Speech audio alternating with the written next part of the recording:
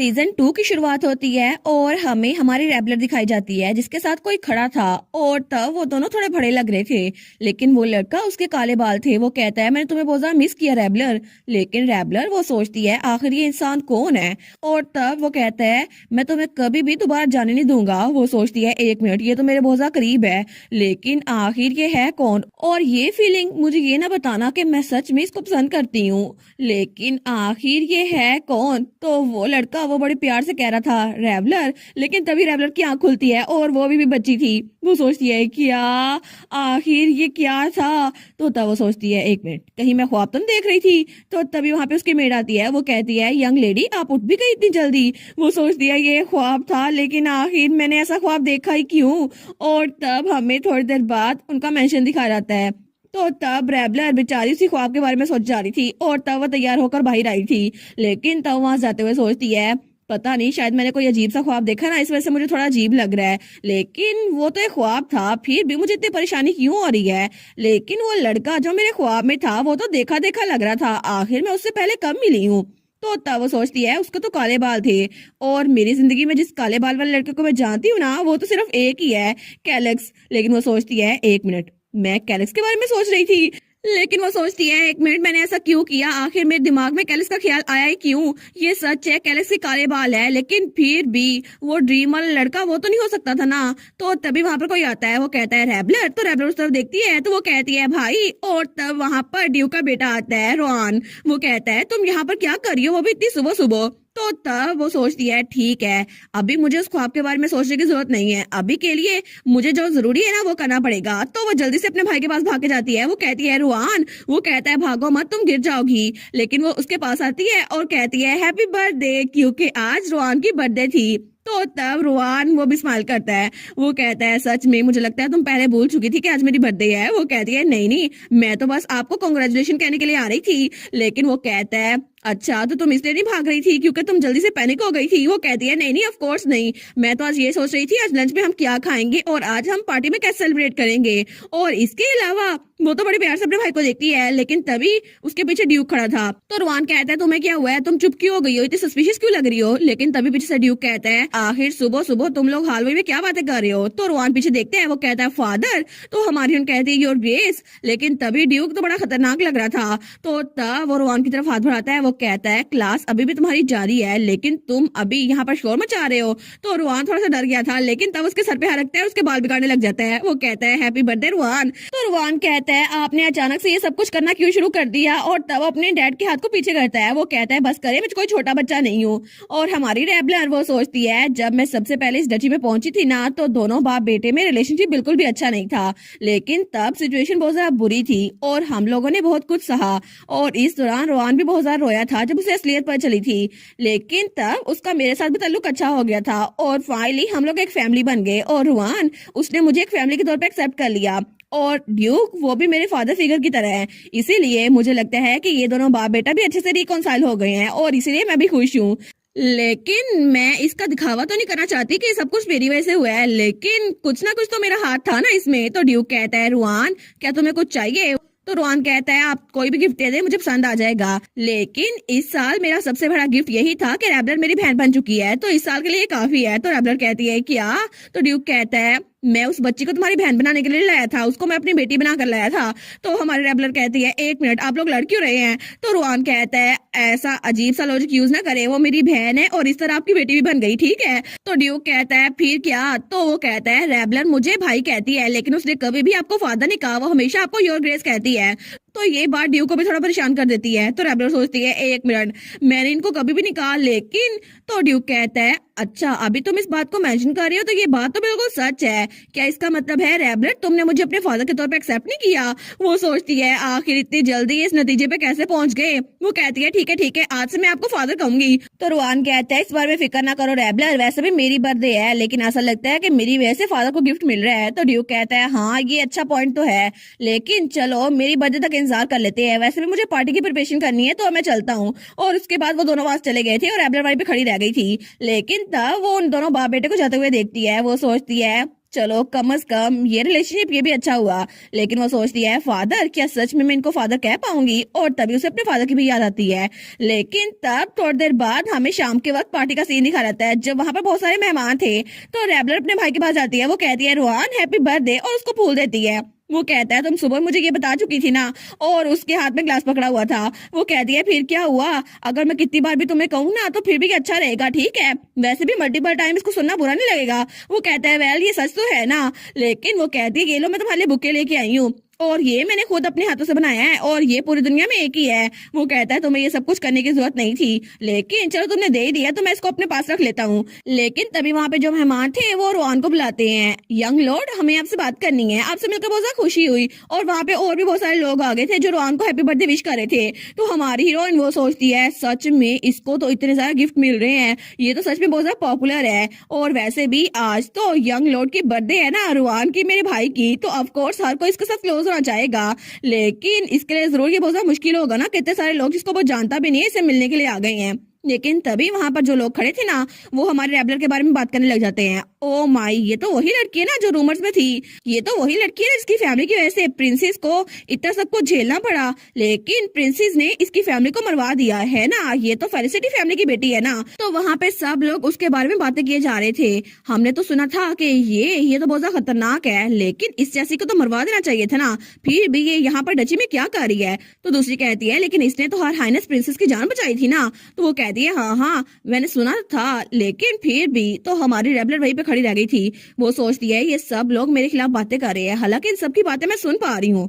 लेकिन वो सोचती है मैं ऐसे प्रिटेंड करूंगी जैसे मैंने इनको सुना ही नहीं है। और तब रुआन को भी वो बातें सुनाई दे रही थी। वो सोचती है वैसे भी आज रुआन की बर्थडे है ना, तो मुझे उसका मूड खराब नहीं करना चाहिए, और मैं बस यहाँ पे खामोशी से खड़ी रहूंगी ताकि कोई मुझे नोटिस ना करे। लेकिन तभी उसके कंधे पे कोई हाथ रखता है। वो था ड्यूक। वो कहती है योर ग्रेस। तो ड्यूक कहता है थैंक यू सो मच आप सबका यहाँ गैदर होने के लिए, क्योंकि आज मेरे बेटे रुआन की बर्थडे है। लेकिन मुझे माफ कीजिएगा कि आज का मेन फोकस रुआन है, इसी वजह से मैं अपनी बेटी का इंट्रोडक्शन किसी और दिन करवाऊंगा। तो रोहन को भी गुस्सा आ रहा था कि सब लोग रेबलर के बारे में बातें कर रहे हैं। लेकिन तब ये बात सुनकर बाकी लोग बहुत ज्यादा डर जाते हैं और बिल्कुल खामोश हो गए थे। तो हमारी हम सोचती है मुझे लगता है कि मेरा पहला इंप्रेशन सब पे बहुत ज्यादा बुरा पड़ा है, लेकिन चलो ठीक है। तो ड्यूक कहता है क्या तुम्हें गुस्सा नहीं आ रहा? वो कहती है क्या? तो ड्यूक कहता है ऐसा लगता है कि तुम्हारे खिलाफ बहुत सारे लोग ऐसी बातें करते रहती है, लेकिन अगर तुम चाहो तो मैं इन सबको एक्सपेल कर सकता हूँ, तो बस इसे मुझ पे छोड़ दो। तो तब वो सोचती है हाँ बिल्कुल, अब मैं अकेली नहीं हूँ, अब मेरे पास मेरी फैमिली है ना। तो ड्यूक को देखकर सोचती है मेरे पास एक फैमिली है, और अब मुझे प्रिंसेस के लिए अपनी लाइफ खतरे में डालनी पड़ेगी, क्योंकि मेरे पास एक ऐसा इंसान है इसको मैं फादर कह सकती हूँ जो मेरे लिए बहुत ज्यादा प्रोटेक्टिव है। और उन्होंने कहा था मैं प्रॉमिस करता हूँ मैं तुम्हें प्रोटेक्ट करूंगा। तो तब वो स्माइल करती है। वो कहती है नहीं बिल्कुल भी नहीं, थैंक यू सो मच मेरी फैमिली बनने के लिए, और मैं बिल्कुल ठीक रहूंगी। मैं तो बस थोड़ी देर के लिए सैड हो गई थी क्योंकि मैं अपनी फैमिली के साथ टाइम नहीं गुजार पाई ना, और हम तीनों इकट्ठे अकेले में टाइम नहीं गुजार पाए। वो कहता है ठीक है, तो इस पार्टी के खत्म होने के बाद हम आफ्टर पार्टी करेंगे, सिर्फ हम तीनों, ठीक है, फैमिली के तौर पर। वो कहती है ठीक है फादर। और तब ड्यूक उसकी आंखों से आंसू साफ करते हुए कहता है अच्छा मुझे याद आया, अभी तक मैंने तुम्हें वेलकम गिफ्ट नहीं दिया, और मुझे पता है कि रोहन की बर्थडे है, लेकिन प्लीज मेरा गिफ्ट भी एक्सेप्ट करना। लेकिन तभी वहां पर एक गार्ड भागता हुआ आता है। वो कहता है लॉर्ड कैसियस। तो ड्यूक कहता है क्या हुआ? तो तब उसके कान में कुछ बताता है। तो ये बात सुनते ही ड्यूक के एक्सप्रेशन वो थोड़े से डार्क हो गए थे। वो कहता है क्या? तो हमारी रेबलर कहती है क्या कुछ हुआ है? तो ड्यूक कहता है ऐसा लगता है कि हमारी पार्टी में एक अनइनवाइटेड गेस्ट आ गया है। तो हमारी रेबलर सोचती है एक अनइनवाइटेड गेस्ट, लेकिन वो कौन हो सकता है? लेकिन तभी वहां पे से किसी लड़की की आवाज आती है रोहन। तो हमारी रेबलर थोड़ा शॉक हो गई थी, और जब वो तीनों पीछे देखती है ना तो वहां पे एक लड़की आ रही थी जिसके ब्लॉन्ड बाल थे। तो तब ये देखकर रोहन वो थोड़ा सा शॉक हो गया था। तो वो लड़की कहती है बहुत दिनों बाद मिले रोहन, मैंने तुम्हें बहुत ज्यादा मिस किया। तो रोहन थोड़ा सा ब्लश करने लग गया था क्योंकि वो लड़की वो कोई और नहीं, वो प्रिंसेस ही थी। वो कहती है हैप्पी बर्थडे रोहन, मैं यहाँ पर तुमसे मिलने के लिए आई हूँ। तो हमारी हीरोइन वो थोड़ी सी डर गई थी। वो सोचती है प्रिंसेस, लेकिन आखिर प्रिंसेस यहाँ पर क्या कर रही है? जब प्रिंसेस वहां पर आती है ना और रोहन को हैप्पी बर्थडे विश करती है, तो तब ड्यूक और हमारी हीरोइन तो उसकी तरफ देख रहे थे, लेकिन वो सोचते हैं प्रिंसेस यहाँ पर क्या कर रही है। तो रोहन वो पूछ लेता है योर हाइनेस प्रिंसेस, आखिर आप यहाँ पर कैसे आ गई? तो प्रिंसेस कहती है मैं तो बस तुम्हारी बर्थडे सेलिब्रेट करने के लिए यहाँ पर आई थी, क्योंकि तुम मेरे लिए बहुत ज्यादा प्रीशियस इंसान हो, इस दुनिया में सबसे ज्यादा प्रीशियस। तो तब रोहन वो थोड़ा सा ब्लश कर रहा था। वो कहता है मुझे बहुत ज्यादा खुशी हुई, लेकिन तभी प्रिंसेस वो नीचे गिरने लगती है तो रोहन उसको पकड़ लेता है। वो कहता है योर हाइनेस आप ठीक तो है ना? वो कहती है बिल्कुल, मैंने तुम्हें इतने अरसे बाद देखा है ना, इसी वजह से मैं तो बहुत ज्यादा खुश हो गई थी, इसीलिए मैं तुमसे मिलने के लिए आ गई। लेकिन तब सब लोग उनको ऐसे देखते हैं तो पीछे से लड़कियां बात कर रही थी, अच्छा तो ये लोग तो बहुत ज्यादा अच्छे से रह रहे हैं, इसका मतलब है कि ये लोग तो बहुत ज्यादा क्लोज होंगे ना। दूसरी कहती है बिल्कुल, ये तो बहुत ज्यादा हार्ट वार्मिंग साइट है। तो हमारी सोचती है इस सारे वक्त में कि अब प्रिंसेस वो रोहन को बहुत ज्यादा पसंद करती थी, इतनी ज्यादा कि वो उससे मिलने के लिए खुद आ गई। मुझे इसके बारे में कुछ अजीब फील हो रहा है। लेकिन तभी प्रिंसेस वो रोहन से कहती है प्लीज मुझे ऐसे पकड़े रखो। तो तब वो हमारी हीरोइन की तरफ देखती है, लेकिन तब वो स्माइल कर रही थी जैसे देखो मैं तुमसे जीत गई, और उसकी स्माइल तो बड़ी मिस्टीरियस सी लग रही थी। तो हमारी हीरोइन सोचती है क्या अभी क्या, मुझे क्या फील हुआ। लेकिन तभी वो प्रिंसेस के पास आती है और कहती है बहुत दिनों बाद मिले योर हाइनेस। तो प्रिंसेस कहती है ओ रैबलर, तुमसे मिलकर बहुत ज्यादा खुशी हुई, जब से तुम पेरिस से गई हो ना मैंने तुमसे कोई खबर ही नहीं सुनी। मैंने तो तुम्हें इतना ज्यादा मिस किया, लेकिन तुमने तुमने तो यहाँ पहुंचने के बाद मुझे एक लेटर भी नहीं भेजा। मुझे लगा शायद तुम मेरे बारे में भूल गई होगी, और मुझे लगा था कि तुम तो मेरी बिल्कुल बहन की तरह हो। लेकिन तब भी जैसे लड़कियां बातें करती हैं क्या इतनी काइंड और जेनस हार्ट प्रिंसेस, उनको कोई लेटर भी नहीं लिखा इसने। ये बच्चे ये सच में इतनी इल मैनर्ड है, इसने तो एक लेटर तक नहीं लिखा। सच में कितनी अनग्रेटफुल हो सकती है ना। तो हमारी रैबलर उसको बहुत अजीब लग रहा था। वो सोचती है सब लोग मेरे बारे में ऐसे बातें क्यों कर रहे हैं। तो तभी ड्यूक वो हमारे रैबलर के कंधे पे रखता है और कहता है योर हाइनेस, मैं बहुत ज्यादा खुश हूँ कि आप मेरे बेटे की बर्थडे पर यहाँ पर आई, लेकिन प्लीज मुझे माफ कीजिएगा कि अभी तक मेरी बेटी आपसे कांटेक्ट नहीं कर पाई, क्योंकि आजकल मेरी बेटी बहुत ज्यादा अनवेल थी और इसी वजह से उसके फादर के तौर पर मैं आपसे माफी मांगता हूँ। तो प्रिंसेस कहती है अच्छा ये बात है, मुझे तो गलत फहमी हो गई थी। लेकिन हमारी हीरोइन वो सोचती है वेल ये तो ऐसे बात कर रहे हैं कि जैसे प्रिंसेस एक सिक पर्सन को टॉर्मेंट कर रही है, लेकिन आप जैसे मर्जी बात करे फादर, लेकिन प्रिंसेस के सामने ऐसे बात करने की जरूरत नहीं होनी चाहिए किसी में। तो तब हमारी रैबलर वो कहती है your highness princess thank you so much, आपकी वजह से मैं ड्यूक के घर रह पाई, और ड्यूक और मेरा भाई मेरा बहुत ज्यादा ख्याल रखता है, थैंक यू सो मच, इसी वजह से मेरी हेल्थ बहुत ज्यादा इंप्रूव हो गई है। और तब स्वागत कहती है सिर्फ आपकी वजह से ही मैं इतनी ज्यादा अच्छी फैमिली में रह सकी, थैंक यू सो मच। लेकिन प्रिंसेस उसको तो बहुत ज्यादा जलन हो रही थी, और तब थोड़ी देर बाद रोहन उसको बाहर ले आया था। तो तब वो कहता है कि आप ठीक तो है ना। तो तब वो झूले पे बैठे थे। तो प्रिंसेस कहती है बिल्कुल, मैं तो बिल्कुल ठीक हूँ, मुझे लगता है कि मैं थोड़ा नर्वस हो गई थी क्योंकि मैं तुमसे मिलने के लिए बहुत ज्यादा एक्साइटेड थी ना, इसीलिए। लेकिन वो सोचती है कितना अनएक्सपेक्टेड था ना, मुझे लगा नहीं था कि अडॉप्शन के बावजूद भी वो ऐसी अच्छी जिंदगी गुजारी होगी, और ड्यूक तो सच में उसकी साइड ले रहे थे। और तब उसको तो बहुत ज्यादा जलन हो रही थी कि रैबलर इतनी अच्छी जिंदगी क्यों गुजारी है। लेकिन वो सोचती है चाहे कुछ भी हो जाए रोहन तो मेरी साइड पर है ना। वो कहती है रोहन देखो ना मैं तुम्हारे लिए गिफ्ट लेकर आई हूँ, क्या तुम अपने गिफ्ट को खोलोगे नहीं? तो रोहन कहता है क्या मैं इसको खोल सकता हूँ, मैं तो तब से क्यूरियस था आप क्या लेके आई हैं। तो जब उसको खोलता है ना वो कहता है वाओ ये तो एक डिजर्ट है, और वहां पे तो बहुत सारा मजे का डिजर्ट पड़ा हुआ था। तो प्रिंसेस कहती है ना ये तो हमारी शॉप का सबसे अच्छा आइटम है, और मैं तुम्हें ट्राई करवाना चाहती थी। वो कहता है सच में आपने इतना अच्छा आइडिया लिया गिफ्ट के लिए, मैं तो सच में आपका बहुत ज्यादा शुक्रगुजार हूँ। वो कहती है इस बात से तो मुझे बहुत ज्यादा खुशी हुई कि तुम्हें ये पसंद आया, इसको ट्राई करो ना अभी। वो कहता है ठीक है ये तो बहुत ज्यादा वंडरफुल लग रहा है, और इसका टेक्सचर वो भी बड़ा जबरदस्त है। तो तब वो स्माइल करा था, लेकिन वो कहता है क्या अच्छा होगा अगर मैं थोड़ा सा बचाकर रैबलर के लिए ले जाऊं। तो प्रिंसेस उसको तो बड़ा गुस्सा आ जाता है, लेकिन तब प्रिंसेस वो थोड़ा जलस होते हुए कहती है आखिर तुम उसको क्यों खिलाओगे, वैसे भी ये सब कुछ मैंने सिर्फ तुम्हारे लिए प्रिपेयर करवाया है, और इसके अलावा रैबलर जब पैलेस में थी ना तो तब वो सारा कुछ खा लिया करती थी, तुम्हें उसकी जरूरत नहीं है। तो हमारा रोहन वो कहता है अच्छा रैबलर, लेकिन क्या वो इंपेरियल पैलेस में बिल्कुल खुशी से रहती थी? क्योंकि मुझे लगता है कि एक पॉइजन टेस्टर की जो बहुत खतरनाक होती है, तो आपको नहीं लगता कि वहां पर उसको बुली किया जाता था? तो प्रिंसेस उसको तो हाथ कांप रहे थे, तो वो खड़ी होती है और चिल्ला कहती है क्या उसने ये कहा? उसने कहा कि मैं उसको बुली करती थी, आखिर उसकी हिम्मत कैसे हुई? क्या रैबलर ने सच में ये सब कुछ खुद कहा? ये तो बिल्कुल झूठ है, आखिर वो ऐसा कैसे कह सकती है? मैं तो बिल्कुल उसको अपनी बहनों की तरह रखती थी, लेकिन वो इतना झूठ बोल रही है। तो रुआन कहता है योर हाइनेस। तो वो सोचती है ओ नो, मैंने बिना सोचे समझे अपनी आवाज बुलंद कर ली। तो तब प्रिंसेस वहां बैठते हुए कहती है रैबलर वो जरूर मुझे रिसेंट करती होगी ना, क्योंकि मैंने अपने तौर पर उसके लिए बिल्कुल बेस्ट किया था। लेकिन तब वो रोने लगती है, वो कहती है सच में उसको लगता था मैं उसको बुली करती थी, ऐसा कुछ भी नहीं था, और इसके अलावा ये तो सच में बहुत ज्यादा क्रूल है ना, चाहे मैं जैसे मर्जी इसको देखूं, मैं तो उसको सच में बहुत ज्यादा अच्छा समझती थी। तो रोहन उसको चुप करवाते हुए कहता है नहीं नहीं ऐसा कुछ भी नहीं है, मैं तो बस रैबलर के फिक्रमंद हो रहा था, उसने मुझे अभी तक कुछ भी नहीं बताया, और वैसे भी मुझे पता है योर हाइनेस कि आप रैबलर की बहुत ज्यादा फिक्र करती हैं, और आप तो उसको अपनी दोस्त समझती हैं ना, और प्लीज आप रोना बंद करें, मैं तो वैसे ही बोल गया, मुझे माफ कर दें। तो प्रिंसेस रोहन को गले लगाते हुए कहती है मुझे माफ करना, मैं थोड़ा शॉक्ड हो गई थी क्योंकि मुझे लगा था कि शायद कोई गलतफहमी हो गई है, लेकिन अच्छा हुआ ना ये सारी गलतफहमी क्लियर हो गई है।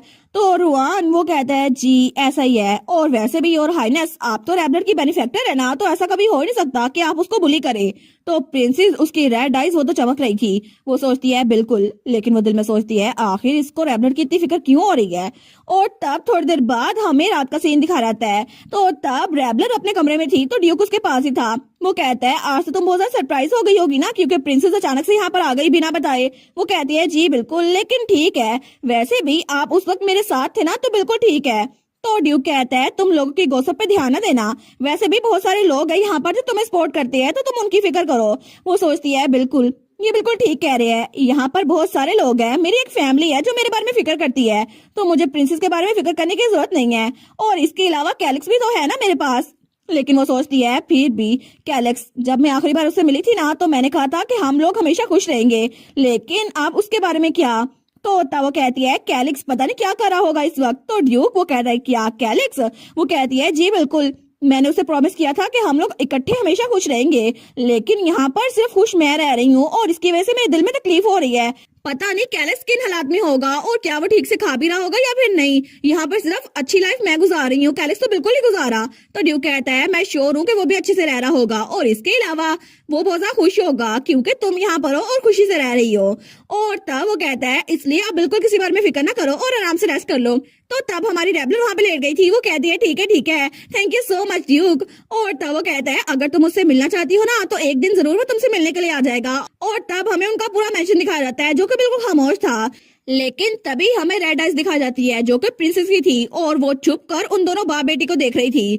लेकिन वो सोचती है क्यों, आखिर क्यों ड्यूक ने रैबलर के सर पे हाथ क्यों रखा हुआ है, वो उसको इतने प्यार से क्यों देख रहे हैं। और तब वो तो बहुत ज्यादा घबरा गई थी। वो सोचती है क्या ये फिर से खुश रहने लग गई है, लेकिन एक सिनर की बेटी के तौर पर आखिर ये प्रिंसेस से ज्यादा खुश कैसे रह सकती है, और उसको तो बहुत ज्यादा जलन हो रही थी। तो तब वहां जाते हुए सोचती है मुझे बहुत ज्यादा अजीब लग रहा है, मैं तो अपनी लिमिट तक पहुंच चुकी हूँ। आखिर रैबलर वो इतनी खुश कैसे हो सकती है जबकि मैं बिल्कुल भी खुश नहीं हूँ। तो तब वो सोचती है ये सारी की सारी तुम्हारी गलती है रैबलर, क्योंकि अगर ड्यूक के साथ कुछ हो गया ना, तो ये सारी की सारी तुम्हारी गलती होगी। और तब वो स्माइल करती है। वो सोचती है इसको एक प्राइस समझ लेना कि तुम मुझसे ज्यादा खुश हो, इसी वजह से ये उसी की प्राइस हुई, क्योंकि मैं कभी भी तुम्हें इतना खुश रहता हुआ देख नहीं सकती। हमें अगले दिन का सीन दिखा रहता है जब प्रिंसेस वापस आ रही थी। तो तब सारी की सारी फैमिली इकट्ठी खड़ी हुई थी, रुआन भी, ड्यूक भी और हमारे रैबलर भी। तो तब रुआन प्रिंसेस को बाय कह रहा था। वो कहता है प्लीज आराम से वापस आइएगा योर हाइनेस। तो प्रिंसेस कहती है थैंक यू सो मच मुझे वापस छोड़ने के लिए रुआन, मैं तुम्हें लेटर लिखूंगी जैसे मैं पहुंचूंगी, लेकिन आई विश मैं थोड़ी देर और रुक पाती। कितनी शर्म की बात है ना, क्या मैं अपने फादर से पूछूं कि मैं कुछ दिन और रुक सकती हूँ। तो वो कहता है प्लीज दोबारा जरूर आइएगा योर हाइनेस, अगली बार मैं खुद आपको लेने आऊंगा। लेकिन तब वो सोचती है ये मुझसे कह नहीं रहा मैं यहाँ पर रुकूं। वो कहती है ठीक है मैं इसका इंतजार करूंगी। लेकिन तब वो हमारे रैबलर के पास आते हुए कहती है अरे मैं तो रैबलर को गुड बाय बोलना ही भूल गई। तो तब वो उसके पास आते हुए कहती है मेरी फिक्रमंदी के बावजूद भी तुम अच्छी लाइफ गुजारी हो रैबलर, मैं बहुत ज्यादा खुश हूँ, लेकिन मेक श्योर करना तुम इस हैप्पीनेस को प्रोटेक्ट कर सको। और ऐसा कहा जाता है कि मिस फॉर्चून कभी भी आ सकती है, ठीक है, और इसीलिए मैं चाहती हूँ कि तुम्हारे पास जो भी वक्त है ना उसको चेरिश करो, ठीक है, मैं जा रही हूँ, बाय बाय।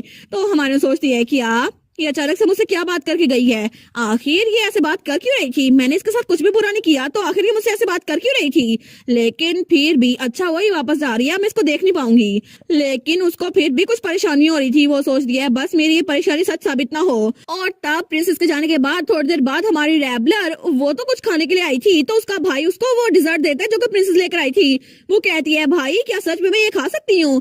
तो रोहन कहता है बिल्कुल, प्रिंसेस से मैंने परमिशन ले ली है, उन्होंने कहा है कि ये केक उनकी न्यूली ओपन डिजर्ट शॉप से है और मैंने सुना था कि वो बहुत पॉपुलर है। तो हमारी सोचती है हाँ, असल में ओरिजिनल स्टोरी में भी तो प्रिंसेस ने एक डिजर्ट शॉप खोली थी। तो उसका भाई कहता है मैंने सुना है कि अभी भी वो ट्रायल के फेज में है, लेकिन उसके इर्द गिर्द की शॉप्स वो पहले खाली हो चुकी हैं। तो हमारी हीरोइन सोचती है जैसा कि मैंने सोचा था, हर चीज ओरिजिनल स्टोरी के हिसाब से ही हो रही है, लेकिन कौन इंसान होगा जो कि प्रिंसेस के डिजर्ट शॉप के साथ साथ दुकान खोलना चाहेगा। वो कहती है प्रिंसेस अपना नया बिजनेस शुरू करिए ना, वो तो बड़ी अमेजिंग है, लेकिन ये तो बहुत प्रिटी लग रहा है और वो बिजनेस तो जरूर सक्सेसफुल होगा। लेकिन तब वो दिल में सोचती है अगर ये प्रिंसेस की बारी है ना, तो वो तो बहुत पॉपुलर होगा, क्योंकि कौन नहीं चाहेगा कि प्रिंसेस के हाथ का डिजर्ट खाए जो कि प्रिंसेस के नाम से बिक रहा है। लेकिन इसी तरह कोई भी एम्पिरल फैमिली को क्रिटिसाइज नहीं कर पाएगा और प्रिंसेस वो तो डिजर्ट मार्केट में छा जाएगी, लेकिन उसकी वजह से बाकी के सारे कॉमनर्स उनका बिजनेस ठप हो जाएगा और जिस किसी ने भी डिजर्ट शॉप खोलने की कोशिश की उसको एम्पर मरवा देगा। लेकिन इसी तरह हर कोई अब प्रिंस से डरने लग जाएगा और सारे कॉमनर्स वो वापस ही गुर्बत में चले जाएंगे। लेकिन वो सोचती है अगर चीजें ऐसी चलती रही ना तो लोगों की जिंदगी बहुत ज्यादा मुश्किल हो जाएगी। क्या इसको रोकने का कोई तरीका नहीं है? एटलीस्ट मैं वाइसलबेरी टेरिटरी में तो कुछ कर सकती ना, क्योंकि अब इस टेरिटरी में मैं भी रह रही हूँ। तो उसका भाई उसको देखता है, वो कहता है तुम्हें क्या हुआ, क्या सोच रही हो? वो कहती नहीं कुछ नहीं हुआ। तो तब रुआन उसको देखता है, वो कहता है रेबलर असल में मुझे तुमसे कुछ पूछना था, क्या तुम और प्रिंसेस सच में गुड टर्म्स पे हो? तो हमारी रेबलर सोचती है क्या अचानक से क्यों पूछ रहा है? वो कहती है तुम्हें क्या हुआ है, अचानक से क्यों पूछ रहे हो? तो वो कहता है बस ऐसे ही, मुझे पता है कि तुमने हर हाइनेस प्रिंसेस की जान बचाई थी, लेकिन जब से तुम कल उनसे मिली थी ना तुम बहुत परेशान लग रही थी और इसके अलावा प्रिंसेस का एटीट्यूड वो भी थोड़ा सा अजीब था। क्या तुम लोग एक दूसरे से इतने वक्त बाद मिले हो इसी वजह से इतने ऑकवर्ड हो रहे थे? तो क्या तुम मुझे बता सकती हो कि असल में प्रिंसेस तुम्हारे बारे में फिक्र करती है या फिर नहीं? लेकिन हमारी रोहन सोचती है क्या रोहान ने कुछ नोटिस तो नहीं कर लिया? लेकिन ओरिजिनल स्टोरी में तो रोहान प्रिंसेस को अपना सेवियर समझता था और इसी वजह से उसके साथ फेथफुल था और इसी वजह से ऐसा कभी नहीं हो सकता कि अगर मैं उसको सच बताऊं तो वो प्रिंसेस को छोड़ दे। लेकिन मैं सच में चाहती हूँ कि उसको सच बता दूं, फिर भी अभी ये सही वक्त नहीं है। तो वो कहती है इसका क्या मतलब हुआ? तुमने खुद देखा था ना भाई, वैसे भी प्रिंसेस वो थोड़ी फिक्रमंद थी, जैसे वो आई ना मेरे पास आ गई थी। बाय द वे आखिर तुम क्यों पूछ रहे हो, क्या हर हाइनेस ने तुमसे कुछ कहा? वो कहता है नहीं ऐसा कुछ नहीं था, बस इस बात को भूल जाओ। लेकिन तब वो कहता है ठीक है बातें बहुत हो गई, इसको खा लो। वो कहती है सच में क्या तुमने खाने वाले, ये तुम्हारे लिए गिफ्ट था? वो कहते हैं असल में मुझे मीठे का इतना शौक नहीं है, तुम्हें पता है ना, तुम इसको खा सकती हो। वो कहते हैं ठीक है फिर मैं इसको सारा खा लूंगी। लेकिन तब दूसरी तरफ हमें रात के वक्त एम्पीरियल पैलेस दिखा जाता है जहाँ पे एम्पर बैठा हुआ था। तो तब कोई कहता है योर मैजेस्टी प्रिंसेस आ चुकी है, लेकिन एम्पर वो तो अपनी एज से बहुत कम लग रहा था ना। तो तब प्रिंसेस आते हुए कहती है मैं प्रिंसेस एलिना सेफली वापस आ गई हूँ। तो उसका डैड कहता है ओ अलीना क्या तुमने ड्यूक के साथ अच्छा टाइम गुजारा और क्या तुम्हें अच्छा लगा? लेकिन प्रिंसेस अपने फादर की बात का कोई जवाब नहीं देती और जल्दी से रोते हुए अपने फादर के पास आती है, उसको गले लगा लेती है। वो कहती है फादर। तो उसका डैड कहता है ओ डियर डॉटर क्या कुछ हुआ था? तो रोते हुए कहती है फादर क्या मैंने ड्यूक के साथ कुछ गलत किया था? वो तो मुझे देखकर बिल्कुल भी खुश नहीं थे और मुझे लगा था कि रेबलर वो मेरे और रोआन के दरमियान आ रही है। रोआन को तो ये भी लगा था कि मैंने रेबलर को बुली किया था, लेकिन आपको पता है ना मैं तो रेबलर को अपनी बहन समझती हूँ, ऐसा कुछ भी नहीं था। और तब वो रोते हुए सब कुछ कह रही थी। तो तब उसका डैड कहता है ओ एलिना तुम उस लड़की की वजह से क्यों रोई जा रही हो? तुम्हें नहीं लगता कि वो लड़की बिल्कुल एक कॉमनर है? अपनी आंखें साफ कर लो, तुम्हारा फादर सबका ख्याल रख लेगा। वो कहती है लेकिन सच में मुझे रेबलर से जलन भी हो रही है। तो एम्पर कहता है जलन मेरी प्यारी बेटी को जो कि पूरे एम्पायर की इकलौती प्रिंसेस है उसको एक कॉमनर से जलन हो रही है। तो वो रोते हुए कहती है वेल फादर बात यह है कि आप हमेशा बिजी रहते हैं, आप मेरे साथ खेल भी नहीं सकते। लेकिन ड्यूक वो तो इतने बिजी नहीं होते, वो तो हमेशा रेबलर के साथ खेलते रहते हैं और जब वो सो रही होती है ना तभी वो उसके साथ ही होते हैं। मुझे लगता है कि ड्यूक के पास कोई काम नहीं है और वो अपना फ्री टाइम गुजार सकते हैं, जबकि आप एम्पर होकर भी फ्री टाइम नहीं गुजार सकते। तो एम्पर स्माइल करते हुए कहता है मेरी प्यारी बच्ची तुम तो बहुत ऑब्जर्वेंट हो, लेकिन अगर तुम कह रही हो ना तो फिक्र ना करो, आपसे ड्यूक के पास भी इतना टाइम नहीं होगा कि वो अपनी बेटी के साथ खेल सके। तो वो कहती है थैंक यू फादर, मुझे आपसे यही उम्मीद थी। लेकिन वो दिल में सोचती है बस तुम इंतजार करो और देखो रेबलर, क्योंकि एक एम्परर किसी छोटे से ड्यूक से बहुत ज्यादा पावरफुल होता है और बस ये तुम्हारी गलती है कि तुमने रोआन को मुझसे चुराने की कोशिश की थी, इसी वजह से मैं अब उसको भी तुमसे चुरा लूंगी।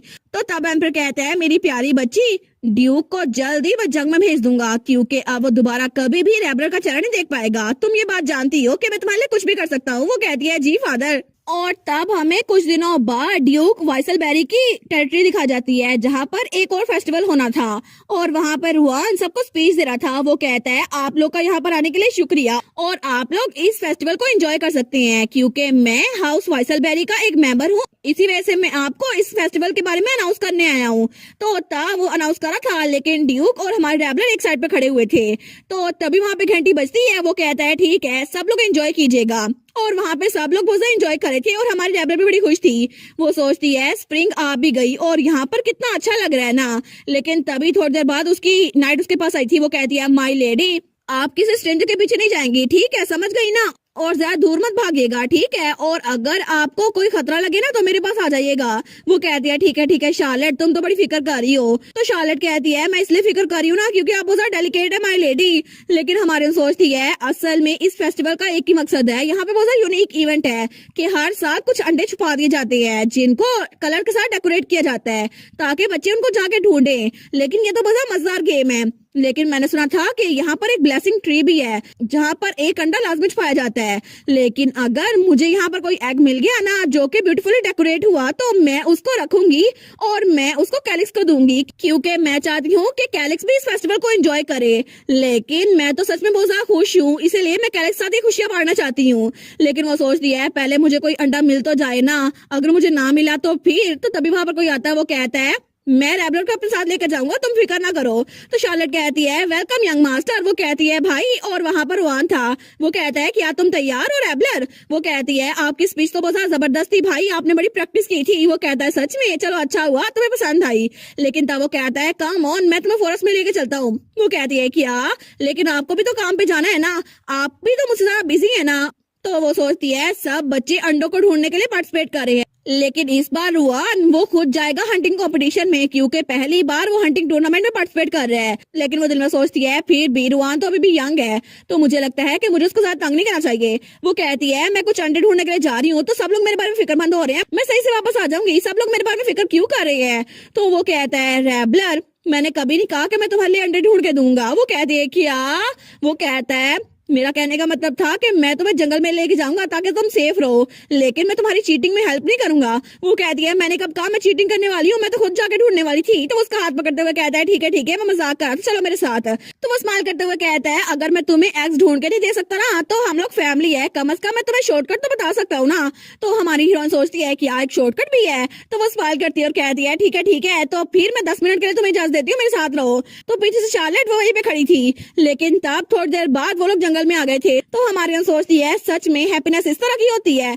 और थोड़ी देर बाद ही वो लोग ब्लेसिंग ट्री के पास आ गए थे। वो सोचती है वाओ तो ये है ब्लेसिंग ट्री, यहाँ पर एक ना एक अंडा छुपा होगा। वो कहती है मुझे लगता है कि यहाँ से मुझे बहुत ज्यादा वार्म एनर्जी फील हो रही है और ऐसा लगता है मेरी बॉडी वो फ्लोट कर रही है। तो तब रुआन कहता है ये ट्री बहुत मैग्निफिसेंट है और इसके बारे में लीजेंड है कि सबसे पहले वाइसल बेरी ने इसको यहाँ पर उगाया था और मैंने तो सुना था कि जंग के बाद बहुत सारे मैजिकल बीस्ट भी यहाँ पर आए थे और तब मेरे एंसेस्टर में से किसी ने यहाँ पे तलवार गाड़ी थी। लेकिन मैंने तो ये भी सुना था कि पहली फेलिसिटी यानी कि तुम्हारे एंसेस्टर में से जिसके पास स्पिरिट की पावर थी ना उसने यहाँ पर तलवार गाड़ने में हेल्प की थी। तो हमन कहती है वाओ एक ऐसा दरख्त जिसके अंदर तलवार जुड़ी हुई हो, लेकिन पता नहीं वो कहाँ पर होगी। अगर ऐसा हुआ ना तो हमें दरख्त को काटना पड़ेगा।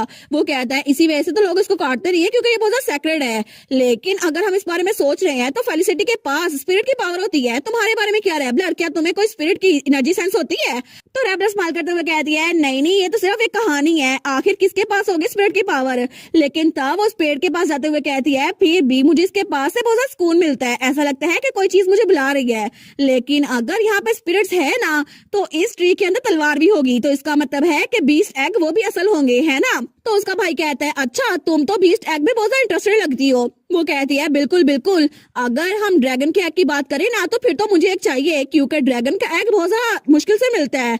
लेकिन फिर भी इस पेड़ के नीचे इतना बड़ा एग कौन छुपाएगा, क्या वो अंडरग्राउंड होगा? लेकिन तभी उसका भाई वो ऊपर देखता है, वो कहता है रैबलर आखिर ये चीजें तुम्हारे इर्द गिर्द क्या कर रही हैं? और वहां पे कुछ बटरफ्लाईज आ गई थी। वो कहती है क्या ये बटरफ्लाईज? लेकिन ये ग्रीन बटरफ्लाईज इनको मैंने पहले भी देखा था, आखिर ये यहाँ पर क्या कर रही हैं?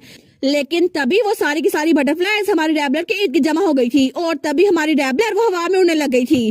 तो तब वो कहती है भाई मुझे डर लग रहा है। लेकिन तभी रोहन कहता है रैबलर तुम वहीं पर रुको, मैं तुम्हें बचाने के लिए आता हूँ। लेकिन तभी वहां पर कुछ होता है और हमारी रैबलर वहां से गायब हो गई थी। वो कहता है रैबलर, लेकिन रैबलर वहां से बिल्कुल गायब हो चुकी थी और तब दूसरी तरफ वो बटरफ्लाईज किसी और जगह पहुंच चुकी थी। लेकिन तभी हमारी हीरोइन वो एक जगह पे लेटी हुई थी और बटरफ्लाईज को हिलाती है। लेकिन जब उसकी आंख खुलती है ना तो वो सोचती है मेरी आंखें तो बहुत ज्यादा दर्द कर रही है, मुझे कुछ नजर नहीं आ रहा, लेकिन आखिर मैं हूँ कहाँ पर? तो तब वो तो बिल्कुल हैरान हो गई थी। वो कहती है थोड़ी देर पहले तो मैं रोहन के साथ ही ना, आखिर मैं कहाँ पर आ गई? लेकिन वो बेचारी सोचती है आखिर ये जगह ये है कहाँ पर? और तभी वो तो कोई बहुत ज्यादा दूर जगह थी जहाँ पे कोई पेड़ भी नहीं था, बस घास ही घास थी। लेकिन ऐसा लगता था कि हमारी हीरोइन किसी केव के अंदर आ गई है। तो तब वो खड़ी होती है, वो कहती है बिग ब्रदर क्या यहाँ पर कोई है? लेकिन वहाँ कोई भी नहीं था। वो सोचती है किसी की आवाज क्यों नहीं आ रही, लेकिन आगे बहुत ही ज्यादा अंधेरा था। वो सोचती है मैं कहाँ पर आ गई, मुझे तो रोना आ रहा है, पता नहीं इतनी अजीब सी जगह पर मुझे अकेला कौन छोड़ेगा। लेकिन तभी उसके सामने फिर से वही ग्रीन बटरफ्लाई आती है। वो कहती है क्या एक बटरफ्लाई एक केव के अंदर? लेकिन तभी वो बटरफ्लाई उसके पास आ जाती है। वो कहती है तुम तो वही बटरफ्लाई ना जो पहले मुझे मिली थी। लेकिन वो सोचती है इसका मतलब है कि मुझे इन बटरफ्लाइज ने यहाँ पे टेलीपोर्ट किया है। वो कहती है तुम ही मुझे यहाँ पर लेके आई थी है ना? तो वो बटरफ्लाई उसके कंधे पे बैठती है। वो कहती है इसका मतलब है कि तुम मुझे वापस भी लेके जा सकती हो है ना? लेकिन तब वो बटरफ्लाई वो कुछ नहीं करती। वो कहती है प्लीज प्लीज मुझे यहाँ से बाहर ले जाओ ना। लेकिन तब वो बटरफ्लाई आगे जा रही थी। वो कहती है क्या बाहर का रास्ता ये तो नहीं लगता, यहाँ तो बहुत ज्यादा अंधेरा लग रहा है। लेकिन वो उसके पीछे जा रही थी। वो कहती है तुम जा कहाँ पर रही हो? तो तब थोड़ी देर बाद वो एक जगह पर पहुंची थी जहाँ पे बहुत सारी लकड़ियां थी। वो सोचती है मुझे थोड़ी सी लकड़ियां नजर आ रही हैं, लेकिन ये मुझे यहाँ पर क्यों लेकर आई है?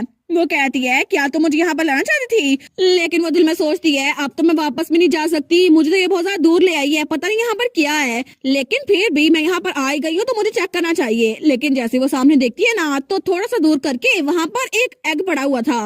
वो सोचती है एक एग, कहीं इसका मतलब ये तो नहीं कि ये वही लेजेंडरी एग है जो कि इस पेड़ के नीचे छुपा हुआ था। लेकिन तब वो उस बटरफ्लाई से कहती है अच्छा तो मुझे ये मिल गया, थैंक यू। लेकिन मुझे पता नहीं था कि इस एग को ढूंढना इतना आसान होगा। सच में किसी ने इसको इस जगह पे छुपाया हुआ था। लेकिन तभी वो एग रोल होके उसके पाँव के पास आता है। वो कहती है सच्ची सच्ची तुम मुझे यहाँ गाइड करने के लिए आई हो कि ये एग यहाँ पर है?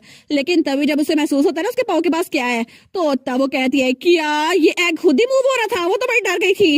वो कहती है ये एग खुद कैसे रोल हो सकता है? लेकिन तब वो बटरफ्लाई थोड़े से दूर जा रही थी। वो सोचती है नहीं नहीं, अगर ये एग इवेंट के लिए होता तो इसके ऊपर डेकोरेशन होती। लेकिन तब उस एग को उठाती है। वो दिल में सोचती है ये एग अगर नॉर्मल होता तो मुझे इसके बारे में शार्लेट या रोआन ने बता दिया होता। और यहाँ पर एक मिस्टीरियस बटरफ्लाई है जो कि मेरी बात समझ रही है। लेकिन यहाँ पर एक एग भी मिल गया जो कि पता नहीं किस चीज का है। लेकिन मुझे यहाँ पे बहुत ज्यादा अजीब लग रहा है। और तभी उसे याद आता है जब वो छोटी थी ना और उसका फादर जिंदा था तो उसके फादर ने कहा था फेलिसिटी में कुछ लोग ऐसे हैं जो कि स्पिरिट की पावर के साथ पैदा होते हैं। और वो अपने डैड की बात गौर सुन रही थी तो उसके डैड ने कहा था स्पिरिट्स नेचर में रहती हैं जैसे कि बटरफ्लाई या फ्लावर्स, वो काइंड भी हो सकती हैं। लेकिन मैंने सुना है कि कभी कभार अगर किसी को पता चल जाए ना कि वो उनको देख सकते हैं तो वो उनके साथ ट्रिक्स भी खेलती हैं, जैसे कि बहुत ज्यादा अजीब सी हरकतें।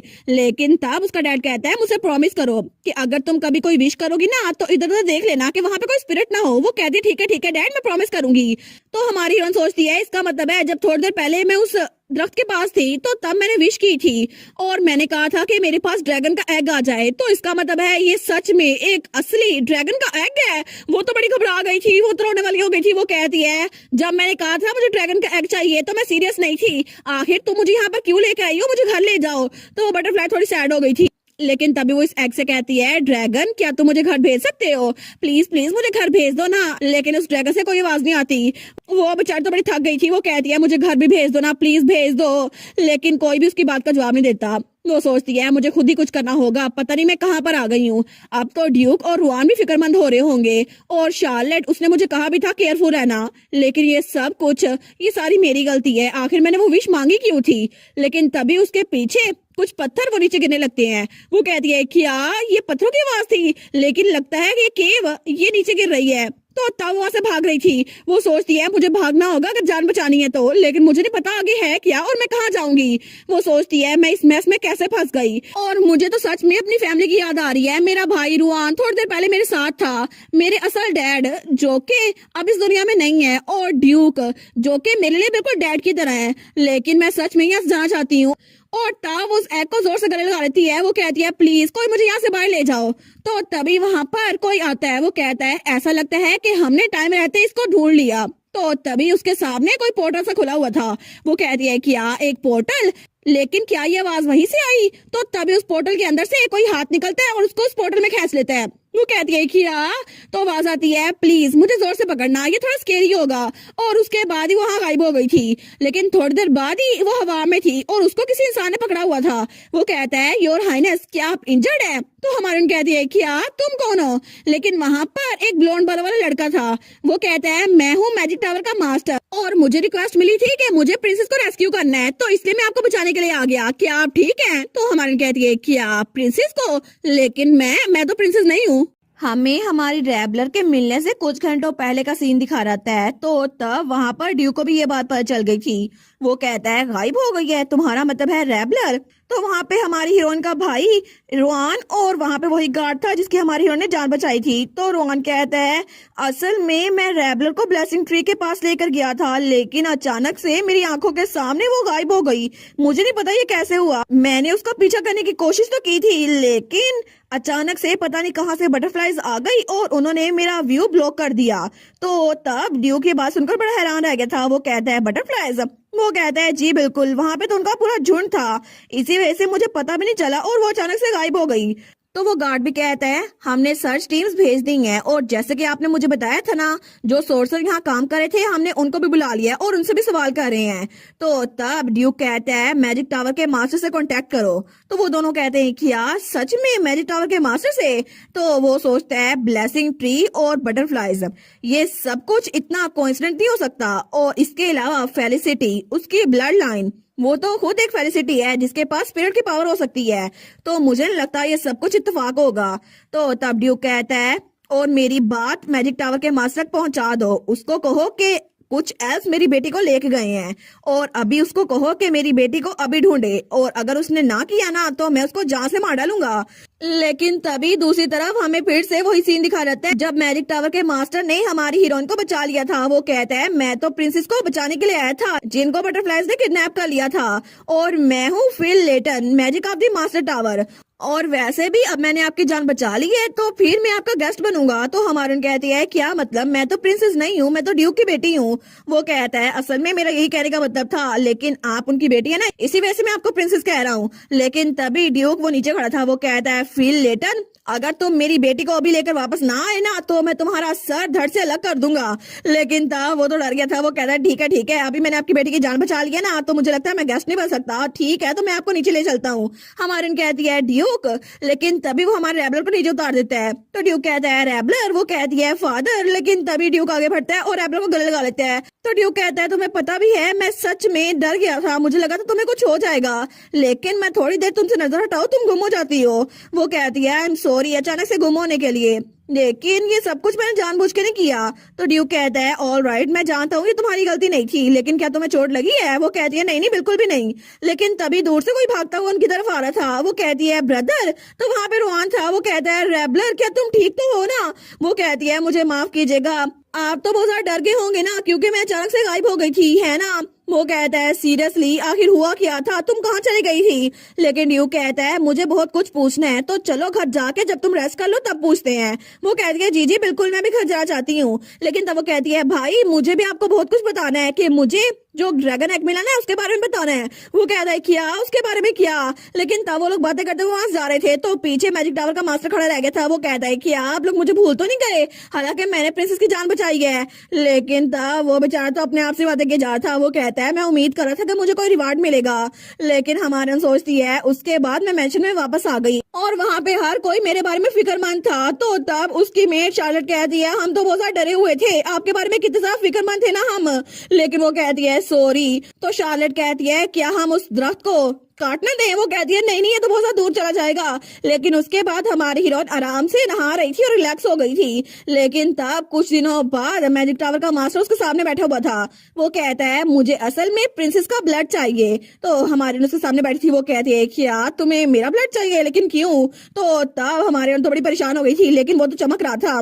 वो कहता है असल में जब मुझे पता चला ना कि आप खतरे में हैं तो मैंने आपको बचाया और इसकी वजह से मुझे कंपनसेशन चाहिए। लेकिन वैसे भी आपको पता है ना कि मैं ऐसे वॉलंटियर नहीं करता किसी की जान बचाने के लिए, लेकिन फिर भी क्या पॉसिबल हो सकता है कि आप अपने ब्लड के कुछ कतरे मुझे दे दे ताकि मैं उन पे एक्सपेरिमेंट कर सकूं? तो हमारे सोचती है मुझे लगा ही था ऐसे जरूर कुछ होगा, क्योंकि फिल लेटन जो कि मैजिक टावर का मास्टर है ना, ओरिजिनल स्टोरी में तो वो क्राउन प्रिंसेस का सबऑर्डिनेट था, और अगर मैं सीधे लफ्जों में कहूँ ना तो वो सेकंड में लीड था, क्योंकि रोआन के बाद प्रिंसेस को यही पसंद करने लग गया था।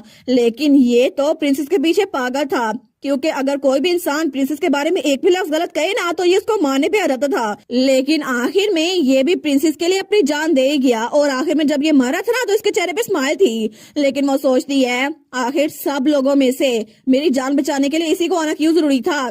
तो तब मैजिक टावर का मास्टर कहता है वैसे भी मैं कुछ ज्यादा नहीं करना चाहता, मैं तो बस आपके बारे में क्यूरियस था। मैं बस यही सोच रहा था कि फेलिसिटी के ब्लड में आखिर क्या बात है कि स्पिरिट इसमें रिएक्ट करती हैं, और इसके अलावा मुझे ये जानना था कि आखिर पॉइजन पी के भी बिना किसी एंटीडोट के आप जिंदा कैसे बच गई। तो रेबलर सोचती है क्या इसको पता है कि मैंने पॉइजन पिया था। वो कहता है वेल ऐसा ही कुछ, क्या मुझे आपका ब्लड मिल सकता है? तो मुझे कुछ ज्यादा नहीं चाहिए, बस कुछ ड्रॉप्स भी ठीक रहेंगे। लेकिन तभी ड्यूक आता है, उसकी गर्दन पे तलवार रखता है। वो कहता है आखिर तुम मेरी बेटी से क्या बकवास किए जा रहे हो। लेकिन तब हमारे कहती है ड्यूक आप कहाँ से आ गए। तो ड्यूक तो बड़ा खतरनाक लग रहा था। वो कहता है तुम्हारी इतनी हिम्मत के मेरी बेटी से कहो कि वो तुम्हें अपने ब्लड के कुछ ड्रॉप्स दे दे, आखिर तुम मरना चाहते हो क्या? लेकिन वो कहता है कि आप तलवार नीचे रख के बात कर सकते हैं मुझसे। लेकिन ड्यूक कहता है तुम्हें क्या लगता है अगर तलवार नीचे रख दी तो मैं तुम्हें कुछ भी नहीं कहूंगा, तुम जिंदा बच जाओगे। तो वो कहता है प्लीज मेरी हेल्प करे ना प्रिंसेस।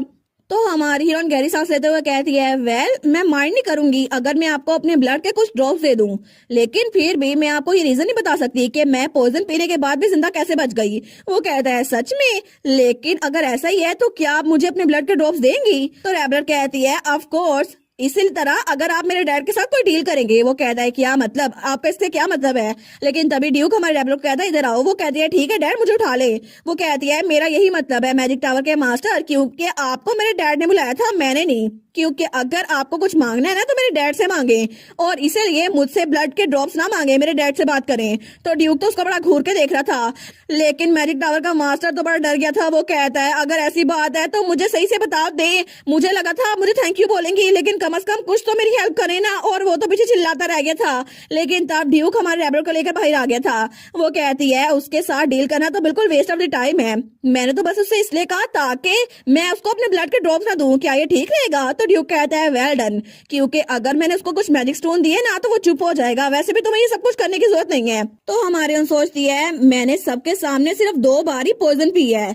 पहली बार तो जब मैं प्रिंसेस के लिए केक खा रही थी ना, तब तो ड्यूक ने मेरी जान बचाई थी, लेकिन तब तो वहाँ पे बहुत सारे लोग थे जिन्होंने मुझे देखा था। और दूसरी बार मैंने एम्पर के सामने पॉइजन पिया था ताकि उनको मुझ पे शक ना हो और मुझे यहाँ पे भेज दे ड्यूक की फैमिली में। लेकिन उस बार तो वहाँ पे कोई भी नहीं था। लेकिन इस बारे में आखिर मैजिक टावर के मास्टर को कैसे पता?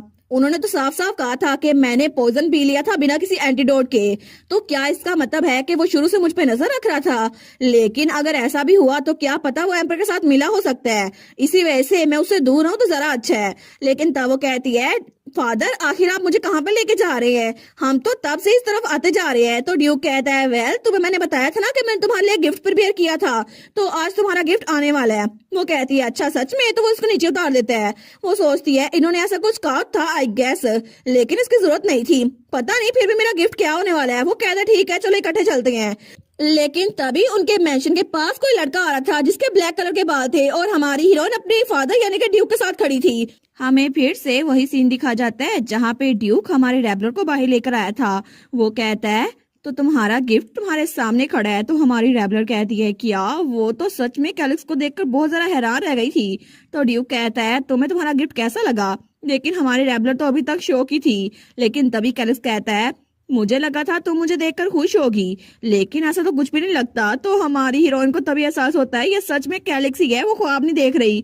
तो तब वो कहता है या फिर हम बहुत लंबे अर्से से मिल रहे हैं, इसी वजह से तुम्हें सही से याद भी नहीं है कि मैं हूँ कौन। और तब वो भी स्माइल कर रहा था। लेकिन तभी रेबलर बहुत ज्यादा खुश होके वहां से कैलिक्स के पास भागने लगती है। वो कहती है कैलिक्स, और उसका जाके गले मिलती है। वो कहती है मैं सच में बहुत ज्यादा खुश हूँ, लेकिन तुम डमी, तुम अचानक से आउट ऑफ नोवेयर यहाँ आ गए। ऑफ कोर्स मैं बहुत ज्यादा शौक थी इसलिए फ्रीज अप हो गई थी, और वैसे भी तुम्हें आइडिया है मैंने कितना ज्यादा इंतजार किया तुम्हारा। तो वो कहता है मुझे माफ कर देना रेबलर, मैं लेट हूँ। लेकिन तब वो भी इसको गले लगाता है। लेकिन हमारी हीरोइन की आंखों में तो आंसू आ गए थे। वो कहता है मैं वापस आ गया। लेकिन ड्यूक जो पीछे खड़ा था ना, वो सोचता है ठीक है मुझे इन दोनों को अकेला छोड़ देना चाहिए। और तब थोड़ी देर बाद वो लोग बाहर गार्डन में आके बैठ गए थे। लेकिन तब हमारी रेबलर कहती है अब मुझे बताओ इस सारे वक्त में तुम कहाँ थे और क्या कर रहे थे? क्या तुम्हें कोई चोट तो नहीं आई? तुम्हें कोई इंजरीज तो नहीं है? वो कहता है बस कर दो, इतनी भी ज्यादा क्या जल्दी है। तो हमारी उन कहती है तुम यहाँ पहुंचे कैसे? लेकिन एक मिनट, मेरे डैड ने जो मुझे गिफ्ट कहा था, मतलब मेरे डैड ने तुम्हें बुलाया है ना? तो वो कहता है प्लीज आराम से बात करो रेबलर, मैं कहीं भागा नहीं जा रहा। ठीक है, जैसा कि तुम देख सकती हो ना, मैं बिल्कुल अनहार्म्ड हूँ, मुझे कोई इंजरीज नहीं आई। और अगर तुम चाहो ना तो मुझे टच करके भी देख सकती हो, देखो ना मुझे कहीं कोई चोट नहीं आई। लेकिन तब उसकी ये बात सुनकर रैबलर कहती है क्या? वो कहती है तुम अचानक से इतनी अजीब सी बात क्यों कह रहे हो? वो कहता है मैं तो मजाक कर रहा था, ठीक है, गुस्से मत होना। लेकिन तब वो कहता है एक्चुअली ड्यूक ने, मेरा मतलब है तुम्हारे फादर ने, मेरा उस टेरिटरी से एफिलिएशन चेंज कर दिया है, जिसकी वजह से मैं यहाँ पर आ पाया हूँ। और मैंने सुना था कि तुम मुझे मिलना चाहती थी ना, शायद इसी वजह से। हमारे उन कहती है बिल्कुल मैं तुमसे मिलना चाहती थी। तो उसकी बात सुन के वो कहता है सच में? तो वो कहती है बिल्कुल, जब अचानक से हम दोनों को रास्ते जुदा करने पड़े थे ना, तो मुझे बहुत ज्यादा बुरा लगा था। और तब उसकी आंखों में तो आंसू थे। मुझे लगता है ये वही जगह है जहाँ पर पिछली बार प्रिंसेस आई थी ना, तो रोहान के साथ बैठी थी और तब वो भी रोने लग गई थी। लगता है ये जगह ही ऐसी है जहाँ पे सारी लड़कियां रोने लग जाती हैं। लेकिन हमारी रोते हुए कहती है मैं सच में तुम्हारे बारे में बहुत ज्यादा फिक्रमंद थी। तो वो कहता है ठीक है, मुझे माफ कर दो, मैं पहले नहीं आया। लेकिन तब उसकी आंख साफ करते हुए कहता है लेकिन देखो मैं वापस आ चुका हूँ, बिल्कुल ठीक ठाक है ना, तो क्या तुम मुझे माफ कर दोगी? तो तब रेबलर वो कहती है ठीक है, वो तुम्हारे फ्यूचर एक्शन पे डिपेंड करता है, मैं तुम्हें माफ करूंगी या फिर नहीं। और वैसे भी जब तक तुम मुझे सब कुछ नहीं बता देते ना, मैं तुम्हें जाने नहीं दूंगी। वो कहता है एक्चुअली ये तो मेरी लाइन थी, लेकिन क्या तुम भी ठीक हो? वो कहती है ऑफ कोर्स, देखो सही, ये फैमिली बहुत ज्यादा अच्छी है और इसके अलावा मैं तो यहाँ पे बहुत ज्यादा खुश हूँ। लेकिन तुम्हें पता है कुछ दिनों पहले मुझे कोई चीज मिली थी, मैं तुम्हारा इंतजार कर रही थी। लेकिन तब वो हमारी हीरोइन का हाथ पकड़ता है और कहता है ठीक है, तुम अभी रेस्ट करो, हम बाद में बात करेंगे। लेकिन तब हमें डायरेक्ट रात का सीन दिखा जाता है और तब ड्यूक अपने ऑफिस में था। लेकिन तब वो कहता है रैबलर के बारे में क्या, वो कहाँ पर है? तो हमारा कैलिक्स वो कहता है जी वो अपने कमरे में रेस्ट कर रही है। तो ड्यूक कहता है अच्छा ये बात है, इसका मतलब है कि वो सो चुकी होगी है ना? वो कहता है जी मेयर ने उसको सुला दिया था, मैंने ये बात मेक श्योर की थी कि वो आराम से सो चुकी है। तो ड्यूक कहता है लगता है कि वो पूरा दिन तुमसे बात करने के बाद थक चुकी थी, लेकिन मैं श्योर हूँ कि तुम लोगों ने बहुत बातें की होंगी। तो तब वो कहता है ठीक है, तुमने भी बहुत ज्यादा मुश्किलात फेस की थी बैटलफील्ड में इतनी छोटी उम्र में जाकर। तो हमारा हीरो कहता है बिल्कुल, मैं वार को सरवाइव कर पाया और उस जगह से भाग पाया सिर्फ आपकी वजह से, ये सब कुछ आपकी वजह से हो पाया, योर ग्रेस। और तब ड्यूक के सामने झुकता है और कहता है थैंक यू सो मच अब तक के लिए मेरी हेल्प करने के लिए। तो ड्यूक कहता है तुम्हें मेरे सामने झुकने की जरूरत नहीं है, वैसे भी यहाँ पे मैं पूरी कोशिश करूंगा कि तुम्हारी डेथ मेरे अपने हाथों से हो। वो कहता है क्या? लेकिन तभी ड्यूक कहता है मेरा कहने का मतलब है ग्रैंड ड्यूक कैलिक्स, तुम एक वार में मारे जाओगे और इसी वजह से तुम्हारी लाश भी किसी को मिल नहीं पाएगी। एटलीस्ट एम्पर के सामने तो मैं यही वजह पेश करूंगा, उसको जो लेटर मिलेगा ना उसमें यही बात लिखी होगी, तो एम्पर तुम्हें ढूंढ नहीं पाएगा। इसी वजह से अभी के लिए तुम अपने आप को मुर्दा ही समझो। तो कैलिक्स कहता है लेकिन एम्पर तो बहुत ज्यादा शक्की इंसान है, अगर आप उन पे ट्रिक खेलेंगे तो उनको पता चल जाएगा, वो मुझे ढूंढने के लिए किसी ना किसी को भेजेंगे। लेकिन अगर ऐसा हुआ ना तो मुझे नहीं लगता ये जगह भी सेफ होगी। तो ड्यूक कहता है तुम्हें क्या लगता है मैं तुम्हें यहाँ पे रखने वाला हूँ? ऐसा कुछ नहीं होने वाला। और उसको लेटर देते हुए कहता है ये देखो, ये तुम्हारे सामने वजह पड़ी है। तो ड्यूक वाइसलबेरी कहता है एम्पर ने मुझे ऑर्डर दिया है कि मैं वार को ज्वाइन करूं और ग्रैंड ड्यूक कैलिक्स वो तो मर चुका होगा ना, तो इसका मतलब है कि तुम वार को ज्वाइन नहीं कर सकते। लेकिन मैं तुम्हें अपने साथ एक आम से बच्चे की तरह लेकर जाऊंगा जो कि मुझे फॉलो करेगा। हमारा कैलिक्स कहता है इसका मतलब है कि मैं आपको बैटलफील्ड में फॉलो करूं? मतलब वो सोचता है इसका मतलब है कि मैं वहां से बच के आ चुका हूँ, लेकिन फिर से दोबारा से मुझे वार में जाना पड़ेगा, लेकिन अपनी शनाख्त छुपा कर। लेकिन मैं तो रैबलर से अलग नहीं होना चाहता। लेकिन फिर भी ड्यूक तो मेरी तरफ बहुत ज्यादा फेवर दिखा रहे हैं, मुझे उनकी बात माननी पड़ेगी। तो तब वो कहता है आखिर आप मेरी हेल्प कर क्यों रहे हैं? तो ड्यूक उसकी तरफ देखता है, वो कहता है क्या मतलब इस बात का? तो हमारा हीरो कहता है क्या आखिर आपको कोई जस्टिफिकेशन चाहिए कि आप बगावत करने वाले हैं? तो इसी वजह से आपको मेरी जरूरत पड़ेगी क्योंकि आप एम्पर से नफरत करते हैं, है ना? तो ड्यूक हंसते हुए कहता है सच में तुम्हें ये बात अच्छी नहीं लग रही कि हम दोनों एम्पर के दुश्मन हैं और हम दोनों हाथ मिला रहे हैं?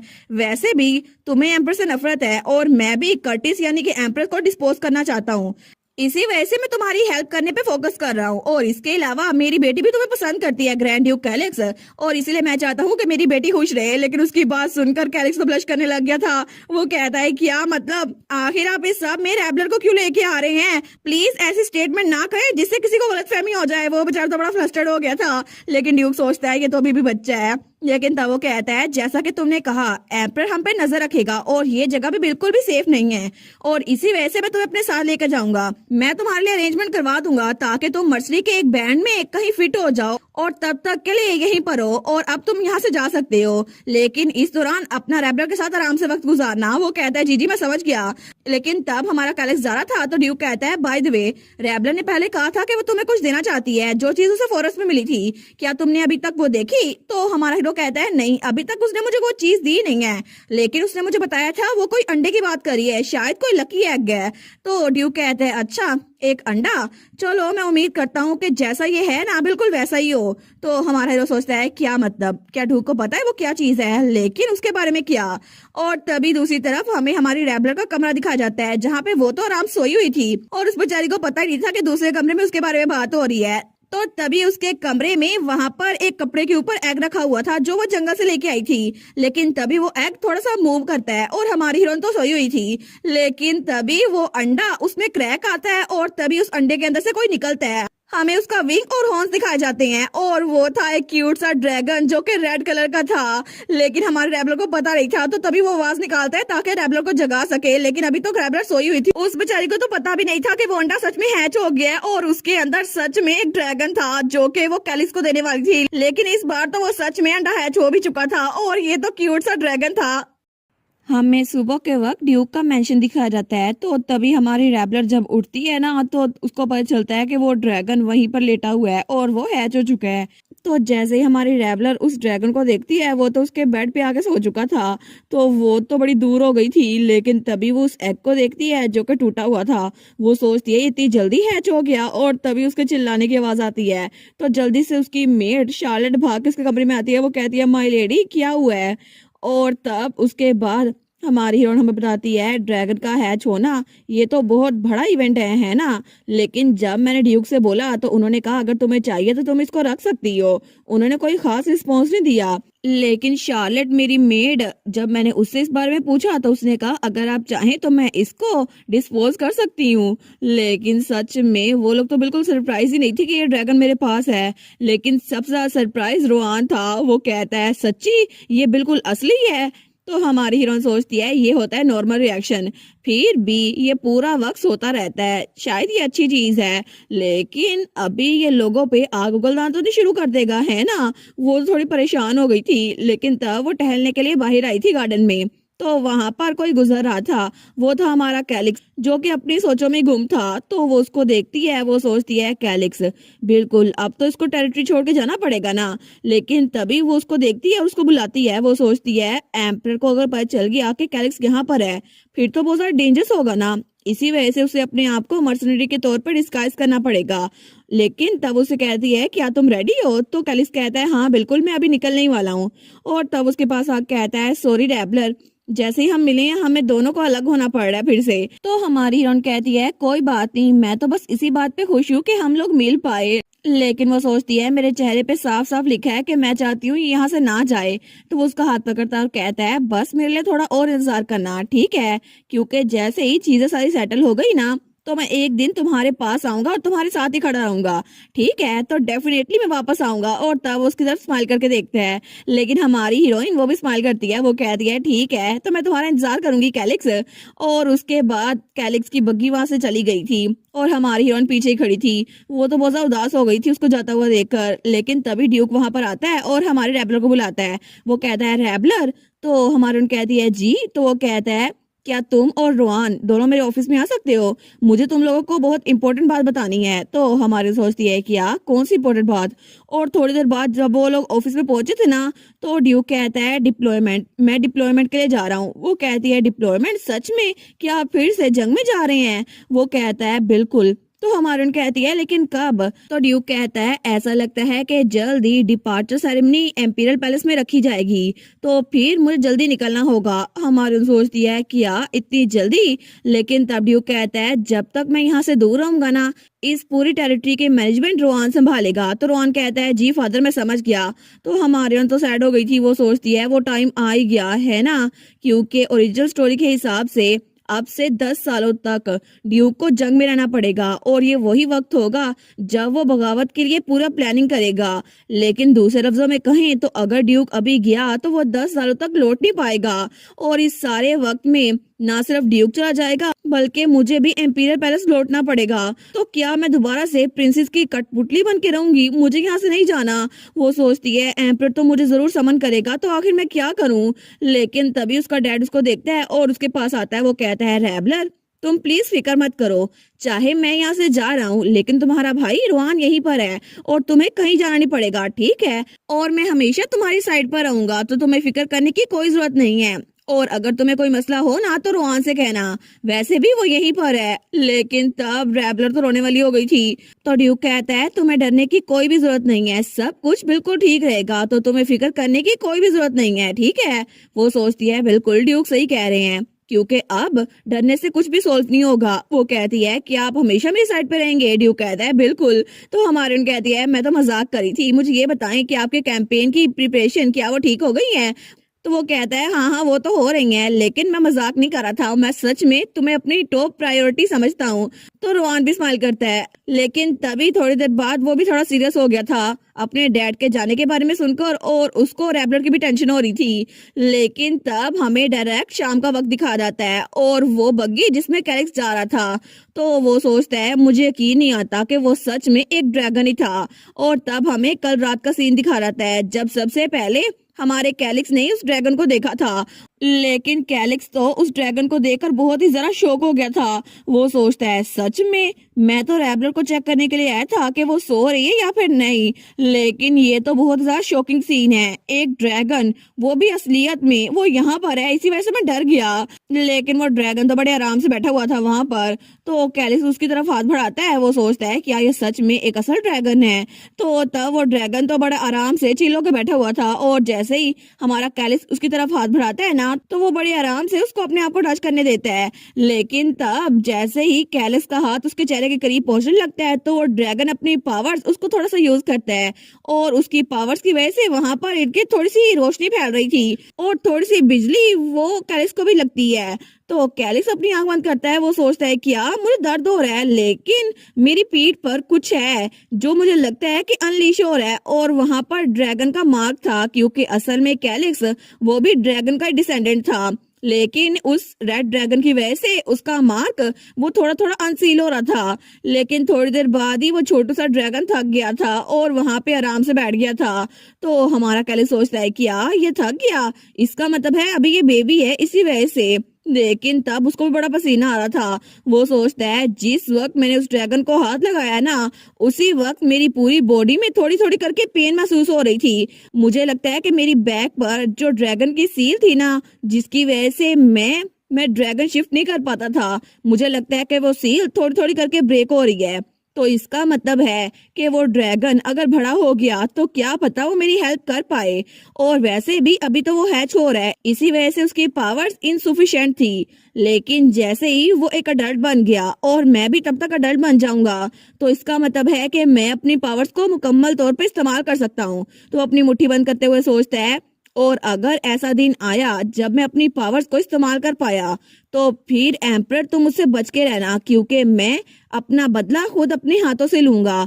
और तभी हमारे कैलिक्स की पीठ से ड्रैगन के पंख नजर आते हैं, क्योंकि असल में वो ड्रैगन की ब्लड लाइन से था, और उसने पूरा का पूरा इरादा बना लिया था कि जैसे ही उसके पास उसकी पावर्स आई ना, तो वो एम्परर कर्टिस से बदला लेगा।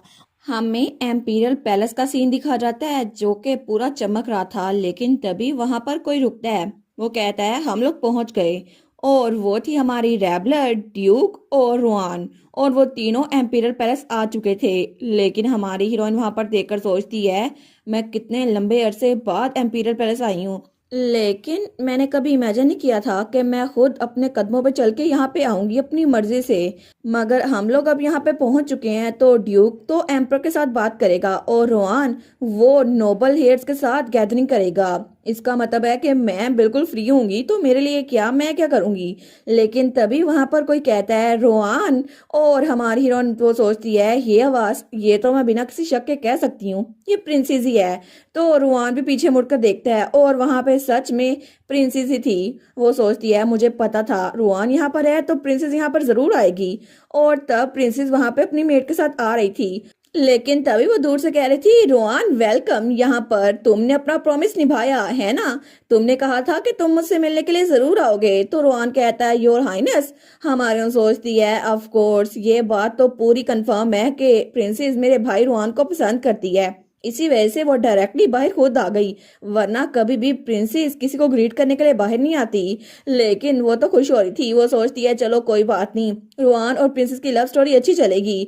तो तब रोआन कहता है, मुझे माफ कीजिएगा लेकिन आज मेरे प्लान्स है तो मैं आपके साथ टाइम नहीं गुजार सकता। तो प्रिंसेस कहती है, अच्छा अगर ऐसी बात है तो फिर रैबलर ही मेरे साथ ठीक रहेगी। तो हमारे सोचती है, क्या? वो कहती है, मैं? तो प्रिंसेस हंसते हुए कहती है, बिल्कुल, क्योंकि मैंने सुना था कि तुम आ रही हो, इसी वजह से मैंने एक टी पार्टी अरेंज करवाई है, तो बहुत लंबे अरसे बाद मिल रहे हैं, है ना रैबलर? और तब भी वो स्माइल कर रही थी। लेकिन तब हमें थोड़ी देर बाद वहां पर एम्पर दिखा जाता है। वो कहता है, मुझे लगा था इस बार फिर से तुम मेरे ऑर्डर को रिफ्यूज करने का कोई ना कोई बहाना ढूंढ ही लोगे, ड्यूक वाइसलबेरी। तो ड्यूक वहां एम्पर के सामने झुका हुआ था। वो कहता है, मैं कभी भी आपका कोई हुक्म टाल नहीं सकता, योर मैजेस्टी। और वैसे भी जब मुझे खबर मिली कि आपने मुझे बुलाया है तो मैंने सारी तैयारियां मुकम्मल कर ली और यहाँ पे आपके सामने हाजिर हो गया, है ना? तो एम्पर कहता है, आज भी तुम अपने अल्फाज के साथ वैसे स्किलफुल हो, लेकिन अगर तुम्हें जंग में जाने का इतना ही शौक है तो हम डिपार्चर सेरेमनी को कल सुबह ही रख लेंगे, ठीक है?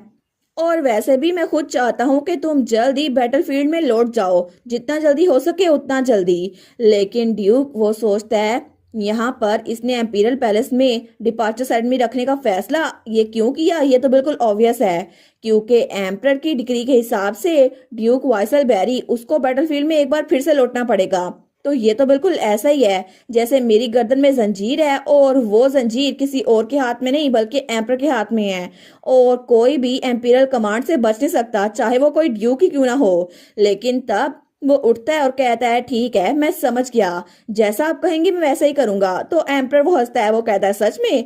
तो ड्यूक वहां से जाते हुए कहता है, अगर ये आपका हुक्म है तो फिर मैं इसको पूरा करूंगा। और ऐसा लगता है कि मेरे पास कोई चॉइस नहीं है कि इस सब को पर्सनली खुद से हैंडल करूं, और इसीलिए इससे पहले कि सब लोग मुझे भूल जाए मुझे वापस से बैटलफील्ड में जाना होगा। लेकिन तब दूसरी तरफ हमें टी पार्टी का सीन दिखा जाता है जहाँ पे एक चेयर खाली थी। तो प्रिंसेस कहती है, रैबलर प्लीज यहाँ पर आके बैठ जाओ।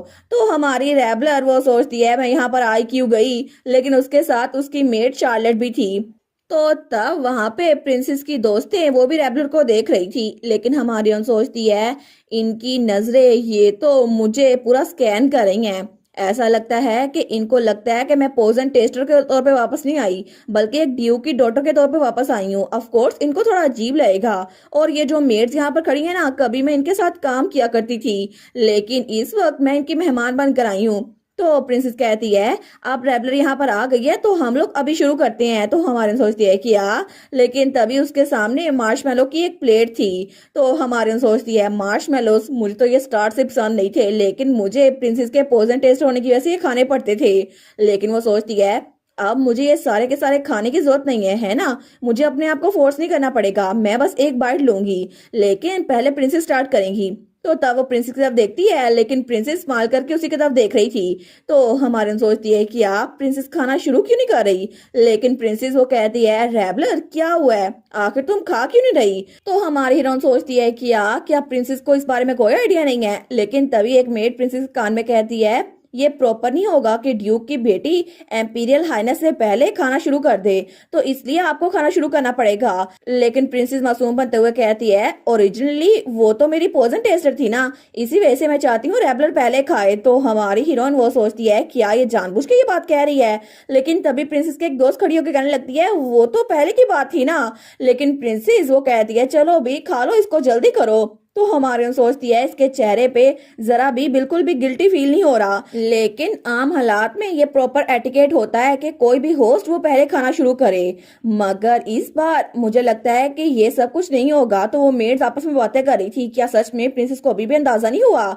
लेकिन हमारे सोचती है, ऐसा लगता है कि ये मुझे एक पोजन टेस्टर कह के मेरा मजाक उड़ाने की कोशिश कर रही है, लेकिन अगर ऐसा ही है तो फिर मुझे भी कोई एटिकेट फॉलो करने की जरूरत नहीं है। और प्रिंसेस वहां पर तंजिया स्माइल कर रही थी जैसे वो जीत गई हो। लेकिन प्रिंसेस की मेड्स वो कहती हैं, कोई बात नहीं, वो दोनों पहले भी क्लोज थी, है ना, तो रैबलर को कोई मसला नहीं होगा, वो प्रिंसेस से पहले खा सकती है ना। तो हमारी हीरो उनकी बातें सुन रही थी। वो सोचती है मैं तुम लोग का एक एक लफ्ज सुन सकती हूँ, इससे अच्छा है कि तुम लोग ओपनली कह दो। लेकिन वो दिल में ही सोचती है, उनसे कहती नहीं है। और वो सोचती है फिर भी अब मैं प्रिंसेस की कोई मेड तो हूँ नहीं। तो वो शार्लेट से कहती है मुझे लगता है कि टेस्ट टेस्टर ने पहले ही खाना खत्म कर लिया है ना शार्लेट? तो शार्लेट कहती है जी माय लेडी, आप बिना किसी फिक्र के खा सकती हैं। तो हमारन कहती है अच्छा, अगर फिर ऐसा ही है तो तब वो कांटा उठाती है और मार्शमेलो खाने लगती है। वो कहती है थैंक यू सो मच आपकी कंसिडरेशन के लिए योर एम्पीरियल हाइनेस। तो प्रिंसेस सोचती है क्या, लेकिन तभी वो एक मार्शमेलो लेती है और उसको खाती है। लेकिन प्रिंसेस की दोस्तें उसी को देख रही थी। वो सोचती हैं क्या क्या इसको बुरा नहीं लगा कि प्रिंसेस ने खुद पहले खाना शुरू नहीं किया? लेकिन तब हमारी हीरोइन उस मार्शमेलो को खा के कहती है ये तो सच में बहुत ज्यादा डिलीशियस है, थैंक यू सो मच इसको तैयार करवाने के लिए। और तब वो भी स्माइल करी थी। लेकिन तब मेड्स और प्रिंसेस की दोस्तें वो लोग कह रही थी लेडी वाइसल वेरी कितनी मैच्योर है ना, उनके मैनर्स तो बहुत ही ज्यादा अच्छे हैं। हालांकि अभी उनको ऑफेंड होना चाहिए था, लेकिन उन्होंने प्रिंसेस की बात का बुरा नहीं मनाया और खुद ही खाना शुरू कर दिया। लेकिन तब प्रिंसेस को ये सारी बातें सुनकर अच्छा नहीं लग रहा था। वो सोचती है मैं तो इसकी इंसल्ट करने की कोशिश कर रही थी, लेकिन आखिर में हर कोई इसकी तारीफें क्यों करने लग जाता है। और तब अपनी मुट्ठी बंद करती है। वो सोचती है हर चीज मेरे प्लान के हिसाब से क्यों नहीं हो रही। लेकिन हमारी हीरोइन वो सोचती है यहाँ पर तो जो हो रहा है मैं तो यहाँ पे आना नहीं चाहती थी, लेकिन आई होप रुआन के साथ चीजें पीसफुली हो रही होंगी, है ना? पता नहीं इस वक्त रुआन क्या कर रहा होगा। और तब हमें एम्पीरियल पैलेस के दूसरी तरफ का सीन दिखा रहता है, जहाँ पे कोई लड़का रुआन की उम्र का वो नीचे गिरता है। तो तभी उसको किसी ने धक्का दिया था, तो वो डर के उस तरफ देखता है। वहां पर जो कोई भी था वो उसका कॉलर पकड़ते हुए कहता है एक बार फिर से कहो तुमने मेरी बहन के बारे में क्या बोला? और वो था रुआन, जो कि रैबलर के बारे में कोई बात सुनकर उस लड़के के पीछे पड़ गया था, क्योंकि वो अपनी बहन के बारे में अब दोबारा कोई भी गलत बात सुनने के लिए तैयार नहीं था। हमें थोड़ी देर पहले का सीन दिखा जाता है जब ये सब कुछ स्टार्ट हुआ था। तो तब वहां पर रोआन वो तो आराम से अपनी ड्रिंक पी रहा था, लेकिन तभी कोई कहता है यंग लॉर्ड वाइसलवेरी। तो रोआन सोचता है क्या अब ये लोग कौन है? तो वहां पे दो लड़के आए थे जो कि उसको खुशामद करने के लिए आए थे। वो कहते हैं हम तो बहुत ज्यादा लंबे अरसे बाद मिल रहे हैं, है ना? मुझे लगता है कि हमने आपको आपकी बर्थडे के बाद से देखा ही नहीं है।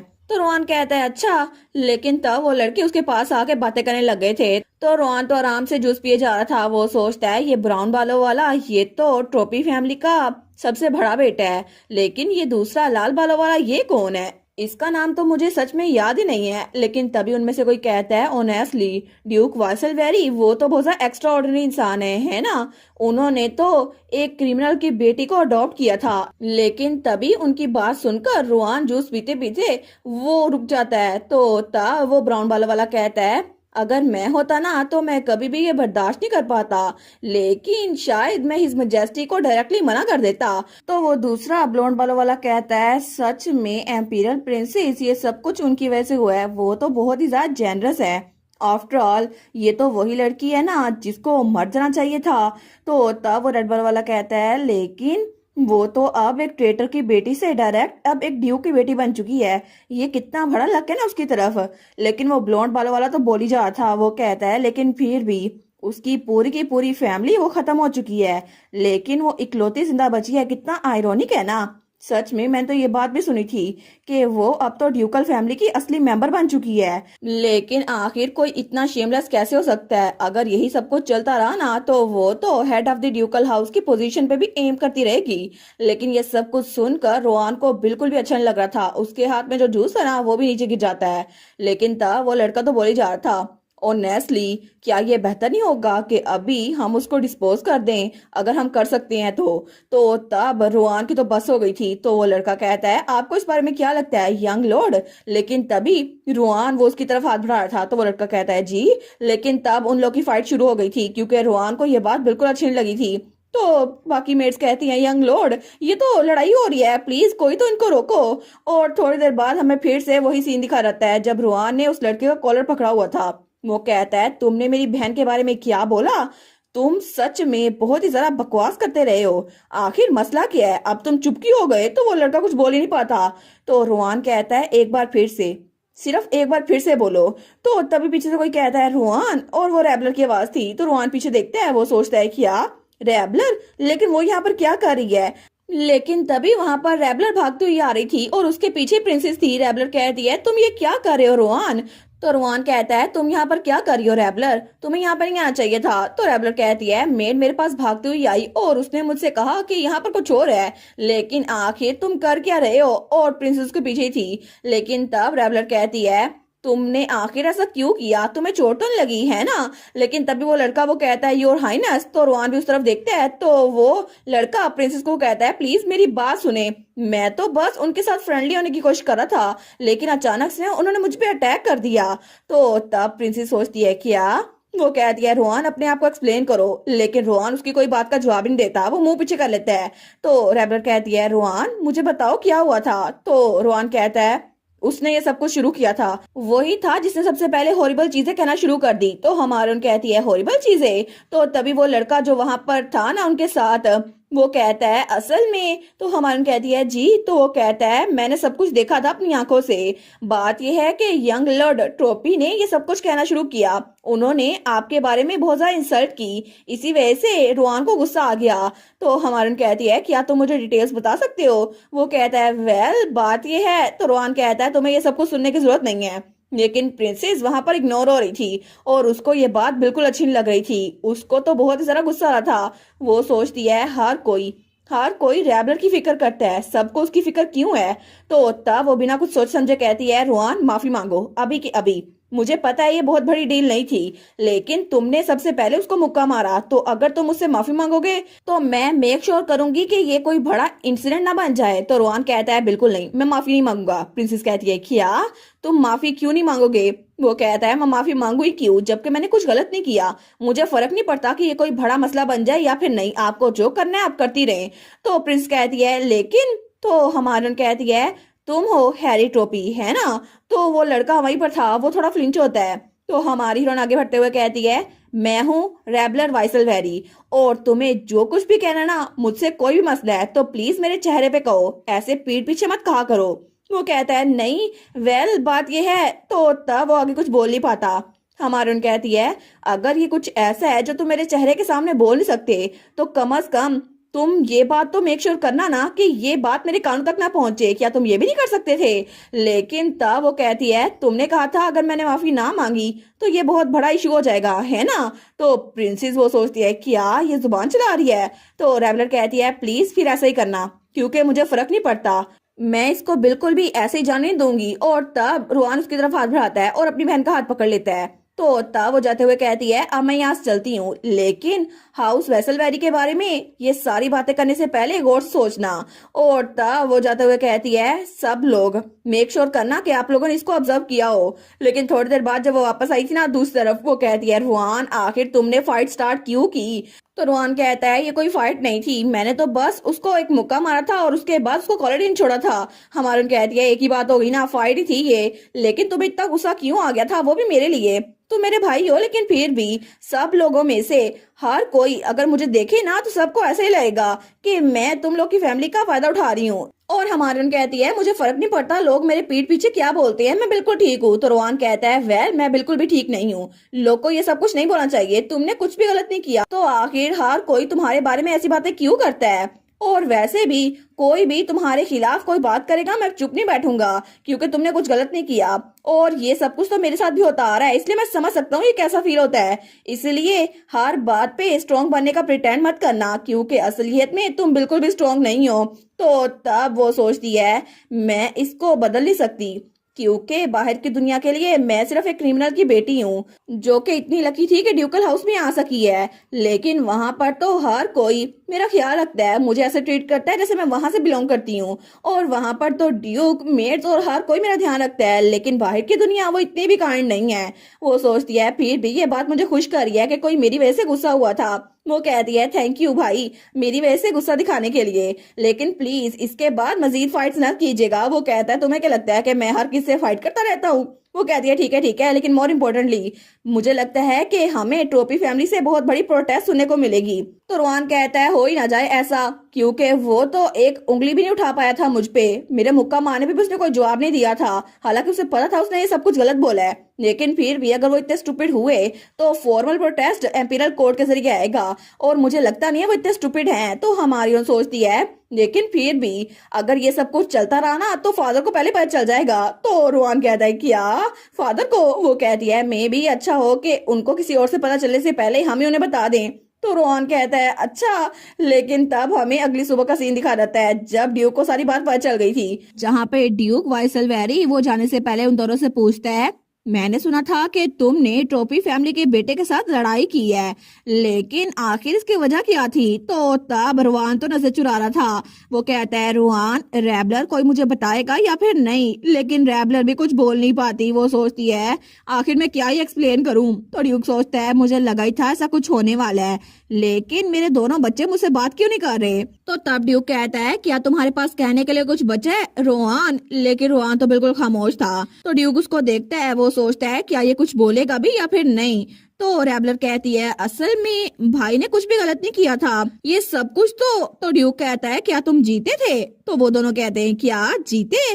तो ड्यूक कहता है ऐसा तो हो नहीं सकता ना कि तुम बिना किसी वजह के किसी से लड़ाई करो, और जरूर कोई रीजन होगी जिसकी वजह से तुमने लड़ाई की थी। लेकिन तब वो रोहन के सर पे हाथ रखते हुए कहता है तुम्हें माफी मांगने की जरूरत नहीं है क्योंकि तुम्हारी गलती बिल्कुल नहीं थी। और तब वो रैबलर के सर पे हाथ रखते हुए भी कहता है और तुम्हें भी उन चीजों के लिए अपने आप को कसूरवार ठहराने की जरूरत नहीं है जिसके लिए तुम पे इल्जाम लगाया हो, क्योंकि मुझे पता है तुम कभी भी कुछ गलत नहीं कर सकती। और वैसे भी तुम लोग के पास वाइसलवेरी का नाम है तो तुम लोग कुछ भी कर सकते हो और कहीं भी जा सकते हो, ठीक है? और तब वो नीचे झुकता है और दोनों बच्चों को गले लगा लेता है।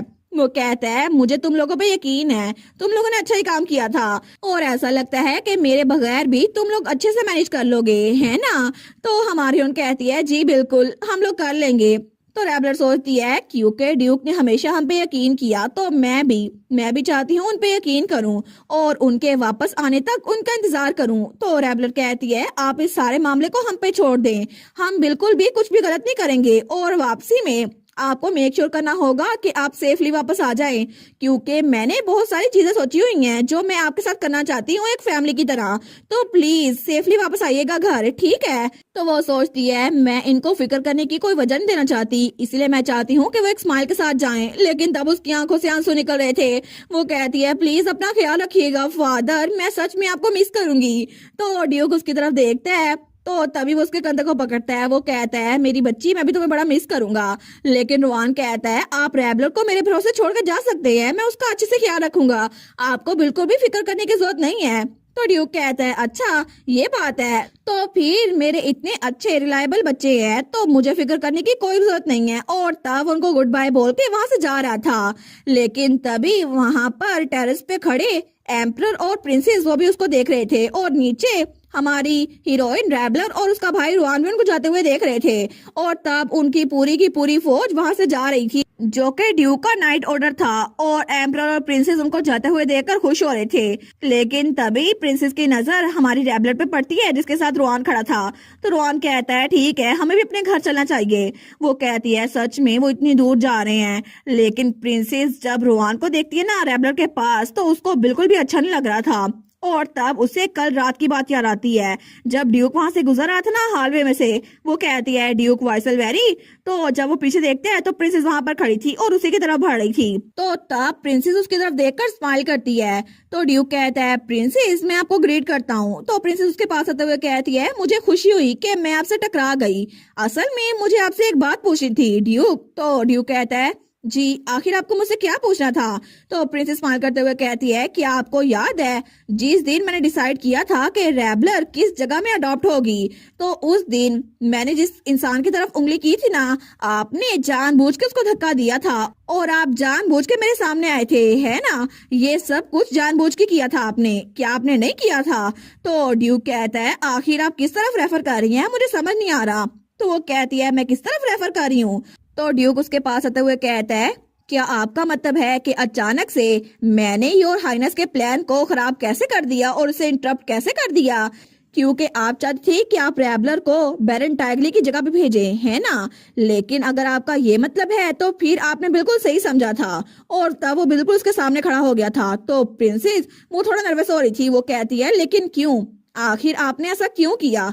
क्या आपको रैबलर की जरूरत थी? क्योंकि वो आपकी फैमिली के लिए यूजफुल हो सकती थी, है ना?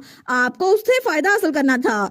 तो ड्यूक कहता है बिल्कुल मुझे इस बच्ची की जरूरत थी, तो प्रिंसेस कहती है, देखा, मुझे पता था, मुझे लगा ही था ऐसा कुछ होगा, लेकिन जैसा मैंने सोचा था ना, ये तो बिल्कुल वैसा ही है। ऐसा नहीं है ना कि आपको रैबलर अच्छी लगती थी और आप उसको अपनी बेटी बनाना चाहते थे। वो सिर्फ वहां पर इसलिए थी क्योंकि वो आपकी जरूरत थी। तो ड्यूक स्माइल करते हुए कहता है, ये इसलिए था क्योंकि मैं इतनी प्यारी रैबलर का फादर बनना चाहता था, लेकिन मैं ग्रेटफुल हूँ कि आपकी वजह से मुझे ये अपॉर्चुनिटी मिल सकी प्रिंसेस। तो प्रिंसेस कहती है, क्या? लेकिन तभी ड्यूक नीचे झुकते हुए उसके कान के पास आते हुए कहता है, जहां तक मैंने सुना था ना, बैरन टाइगली वो तो ऑर्फन बच्चों को लेते हैं और उनसे ऐसे काम करवाते हैं जैसे वो कोई स्लेव्स हो। लेकिन मुझे नहीं पता आपको ये बात पता थी या फिर नहीं, लेकिन अगर ये बात आपको पता नहीं थी फिर तो अच्छी बात है। और तब वो आगे बढ़ते हुए कहता है, प्लीज अपने सारे दिन वो पीसफुली गुजारिएगा, क्योंकि मैं वहां पर जंग में जा रहा हूँ ताकि हिज मैजेस्टी और प्रिंसेस को प्रोटेक्ट कर सकूं, और आपकी वजह से मैं अपने खुद के बच्चों को बड़ा होते हुए नहीं देख सकूंगा। और ये आखिरी मुलाकात थी प्रिंसेस की ड्यूक के साथ। लेकिन तब हमें कुछ दिनों बाद का सीन दिखाया जाता है। तो हमारी रैबलर हमें बताती है, मैं रुआन के कुछ एस्कॉर्ट और कुछ और लोग के अलावा फादर बाकी सारे नाइट्स को लेकर बैटलफील्ड में चले गए, और हमारे पास ज्यादा वक्त नहीं था कि ड्यूक के डिपार्चर को डवेल कर सके। इसी वजह से हम लोग वापस डची में आ गए, क्योंकि हेड ऑफ द हाउस की जगह खाली थी जिसको फिल करने के लिए यहाँ पर रुआन का आना जरूरी था। इसी वजह से रुआन और मैंने फैसला किया कि हम लोग डची में लौट आएंगे, और अब मैं डची में बैठी हुई हूँ। लेकिन मुझे लगता है कि मैं रुआन की हेल्प कर सकती हूँ, लेकिन ऐसा लगता है कि रुआन को मेरी हेल्प की जरूरत नहीं है। वो तो सच में शुरू से ही हेड ऑफ द हाउस बनने के काबिल था। लेकिन तब अपने पाँव हिलाते हुए सोचती है, क्या मैं कुछ और कर सकती हूँ जिसकी वजह से किसी और की हेल्प हो जाए। और मैं चाहती हूँ जब फादर लौटे तो उनको मुझ पे प्राउड हो। मे भी मुझे थोड़े पैसे कमा लेने चाहिए। मैं क्या करूँ, कोई तो प्लान हो मेरे पास। लेकिन तभी दरवाजे पे दस्तक होती है, तो कोई कहता है, माय लेडी। तो हमारी कहती है, जी। तो वहां पे उसकी मेट थी शार्लेट। वो कहती है, असल में आपसे मिलने के लिए एम्पीरियल पैलेस से एक गेस्ट आई हुई हैं। तो रैबलर कहती है, एम्पीरियल पैलेस से? लेकिन कौन? वो सोचती है कहीं प्रिंसेस तो नहीं। लेकिन शार्लेट कहती है, अपेरेंटली वो तो हर हाइनेस प्रिंसेस की लेडी इन वेटिंग है, और उन्होंने कहा है अगर मैं उनका नाम सिया टैलेंट मेंशन करूँ ना तो आपको पता चल जाएगा। तो हमारे सोचती है, सिया टैलेंट? ये तो वही है ना जो प्रिंसेस की डिजाइनर थी, जिसने कसम खाई थी वो प्रिंसेस के अलावा कभी किसी के लिए ड्रेस नहीं बनाएगी। तो रैबलर कहती है, उनको ड्राइंग रूम में ले जाओ। वो कहती है, जी बिल्कुल। लेकिन वो सोचती है आखिर वो यहाँ पर क्या कर रही है। लेकिन जैसे ही हमारी रैबलर ड्राइंग रूम में आती है ना, तो तब वो तो उसके सामने झुक गई थी। वो कहती है, प्लीज रैबलर, प्लीज मेरी हेल्प करो ना।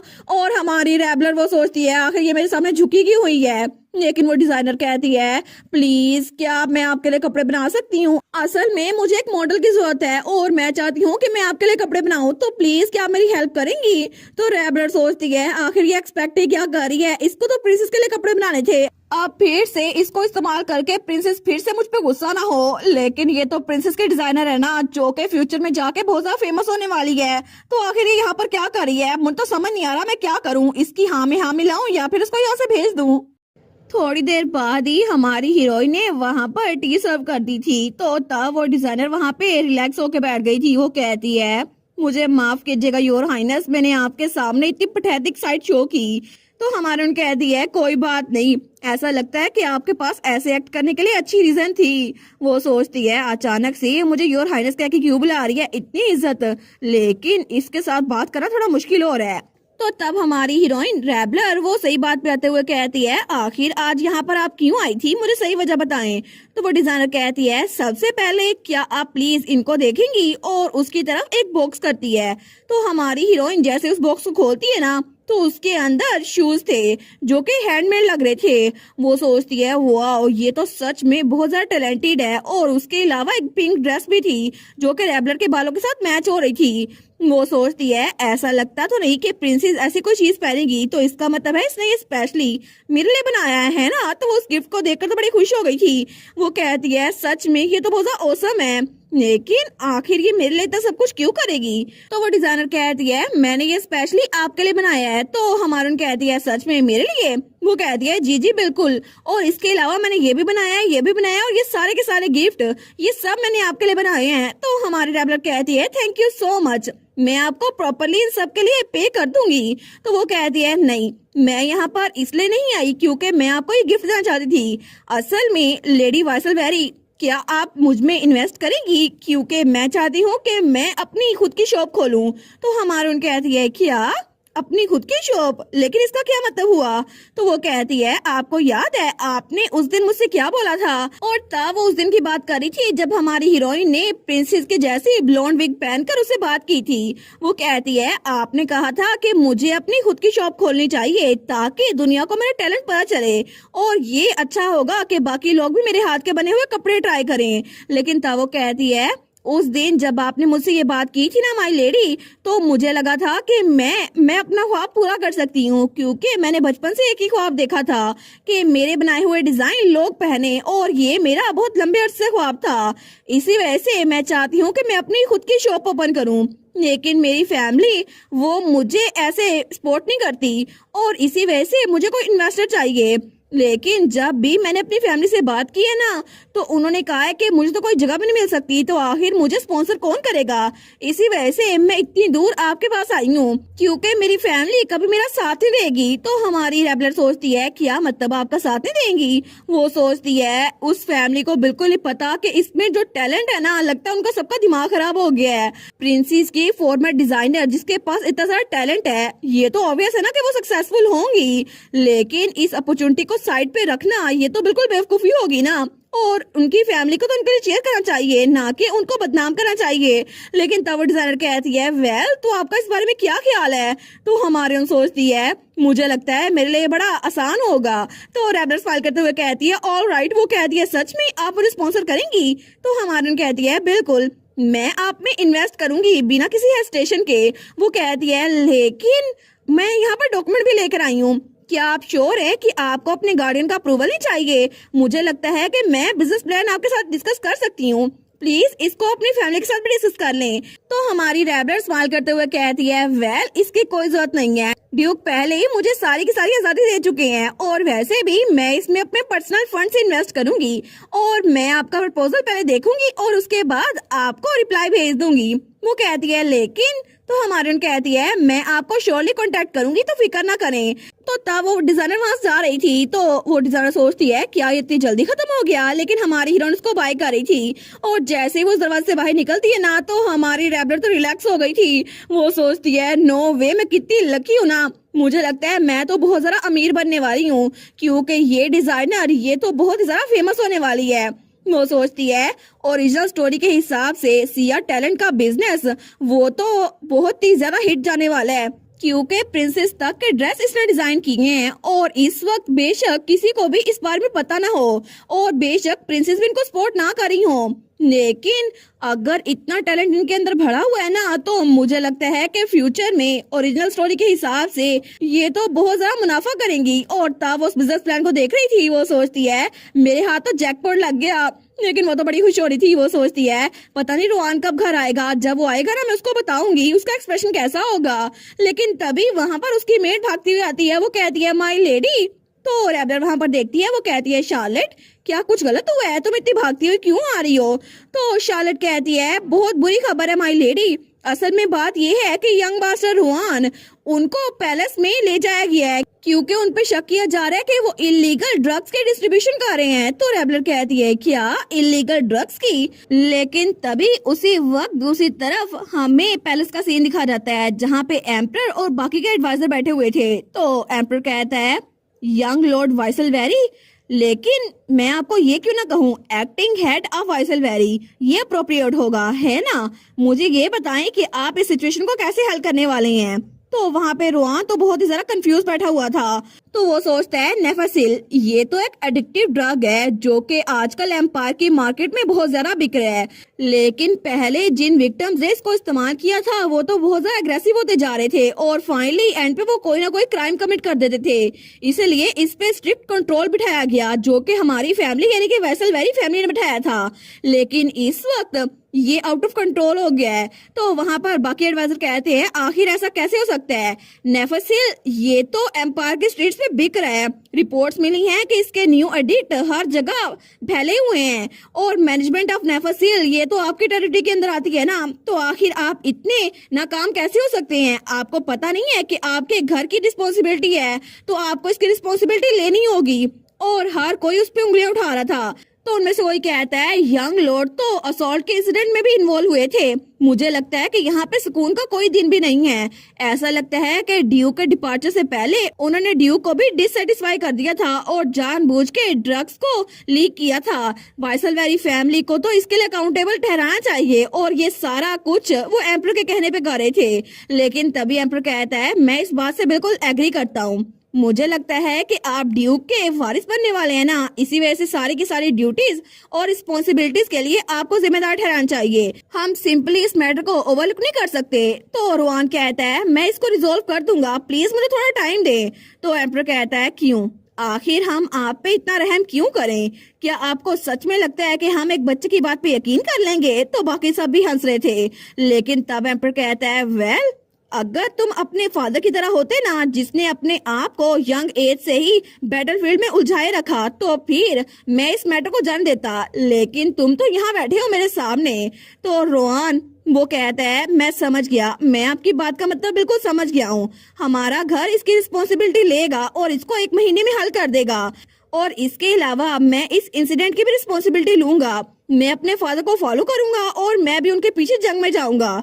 और तब थोड़ी देर बाद जब वो एम्पर के मीटिंग रूम से बाहर निकला था ना, तो तभी कोई इसको बुलाता है रोआन। और वहां पे प्रिंसेस खड़ी थी जो उससे मिलने के लिए आई थी। तो रोआन वो तो बहुत ज्यादा उदास था। वो कहता है प्रिंसेस, लेकिन प्रिंसेस वो हमेशा की तरह उसके पास आते हुए कहती है रोआन आखिर चल क्या रहा है, मेरे फादर ने आखिर तुम्हें क्यों बुलाया था? और तब उसके लिए फिक्रमंदी जाहिर करते हुए कहती है वो तो बड़े गुस्से में लग रहे थे, इसी वजह से मुझे फिक्रमंदी हो रही थी, लेकिन मुझे रीजन नहीं पता। फिर भी तुम्हें मेरे फादर से माफी मांगनी चाहिए और अगर तुमने उनसे माफी मांग ली ना तो मैं उनसे बात करूंगी, वो भी तुम्हें माफ कर देंगे, वो डेफिनेटली तुम्हें माफ कर देंगे। लेकिन रोआन को उसकी बात बिल्कुल अच्छी नहीं लग रही थी। वो कहता है मुझे माफ कीजिएगा प्रिंसेस, लेकिन मैं ऐसा कुछ नहीं करना चाहता। तो वो कहती है क्या? और तभी वो उसका हाथ झटक देता है। तो प्रिंसेस कहती है रुआन मेरी बात तो सुनो। तो रुआन कहता है इस वक्त मैं अपने फादर की जगह वाइसलवेरी फैमिली का हेड बन चुका हूँ, इसी वजह से मुझे जो कुछ करना पड़ा ना मैं अपनी टेरिटरी को प्रोटेक्ट करने के लिए करूंगा। चाहे हिज मजेस्टी मुझे मरने के लिए क्यों ना कह दे, मैं उनकी बात मानूंगा, चाहे इसका मतलब यही हो कि मैं अपनी डची को प्रोटेक्ट कर सकूं। इसी वजह से आपको इस सब में दखलंदाजी करने की जरूरत नहीं है। और तब वो पढ़ते हुए कहता है एक्सक्यूज मी, मुझे आपसे और बात नहीं करनी। तो प्रिंसेस पीछे खड़ी रह गई थी। वो कहती है रोआन मैं तो बस तुम्हें खुश देखना चाहती थी। लेकिन रोआन उसकी बात का जवाब नहीं देता और वहां से निकल गया था। तो प्रिंसेस कहती है रोआन, लेकिन उसको तो बहुत ह्यूमिलेटेड फील हो रहा था। वो सोचती है ये वही रोआन था जो मेरे एक बार कहने पे रुक जाया करता था, लेकिन अब तो ये मुझे पलट के भी नहीं देख रहा। ये सब कुछ जरूर रैबलर की वजह से हुआ होगा। एक बार फिर से रैबलर ने रोआन को मुझसे दूर कर दिया, मैं उसको छोड़ूंगी नहीं। और इसी के साथ ये वाला पार्ट यहीं पर ख़त्म। तो आप लोग बताइएगा आप लोग को ये पार्ट कैसा लगा, और वीडियो को लाइक और चैनल को सब्सक्राइब लाजमी कीजिएगा।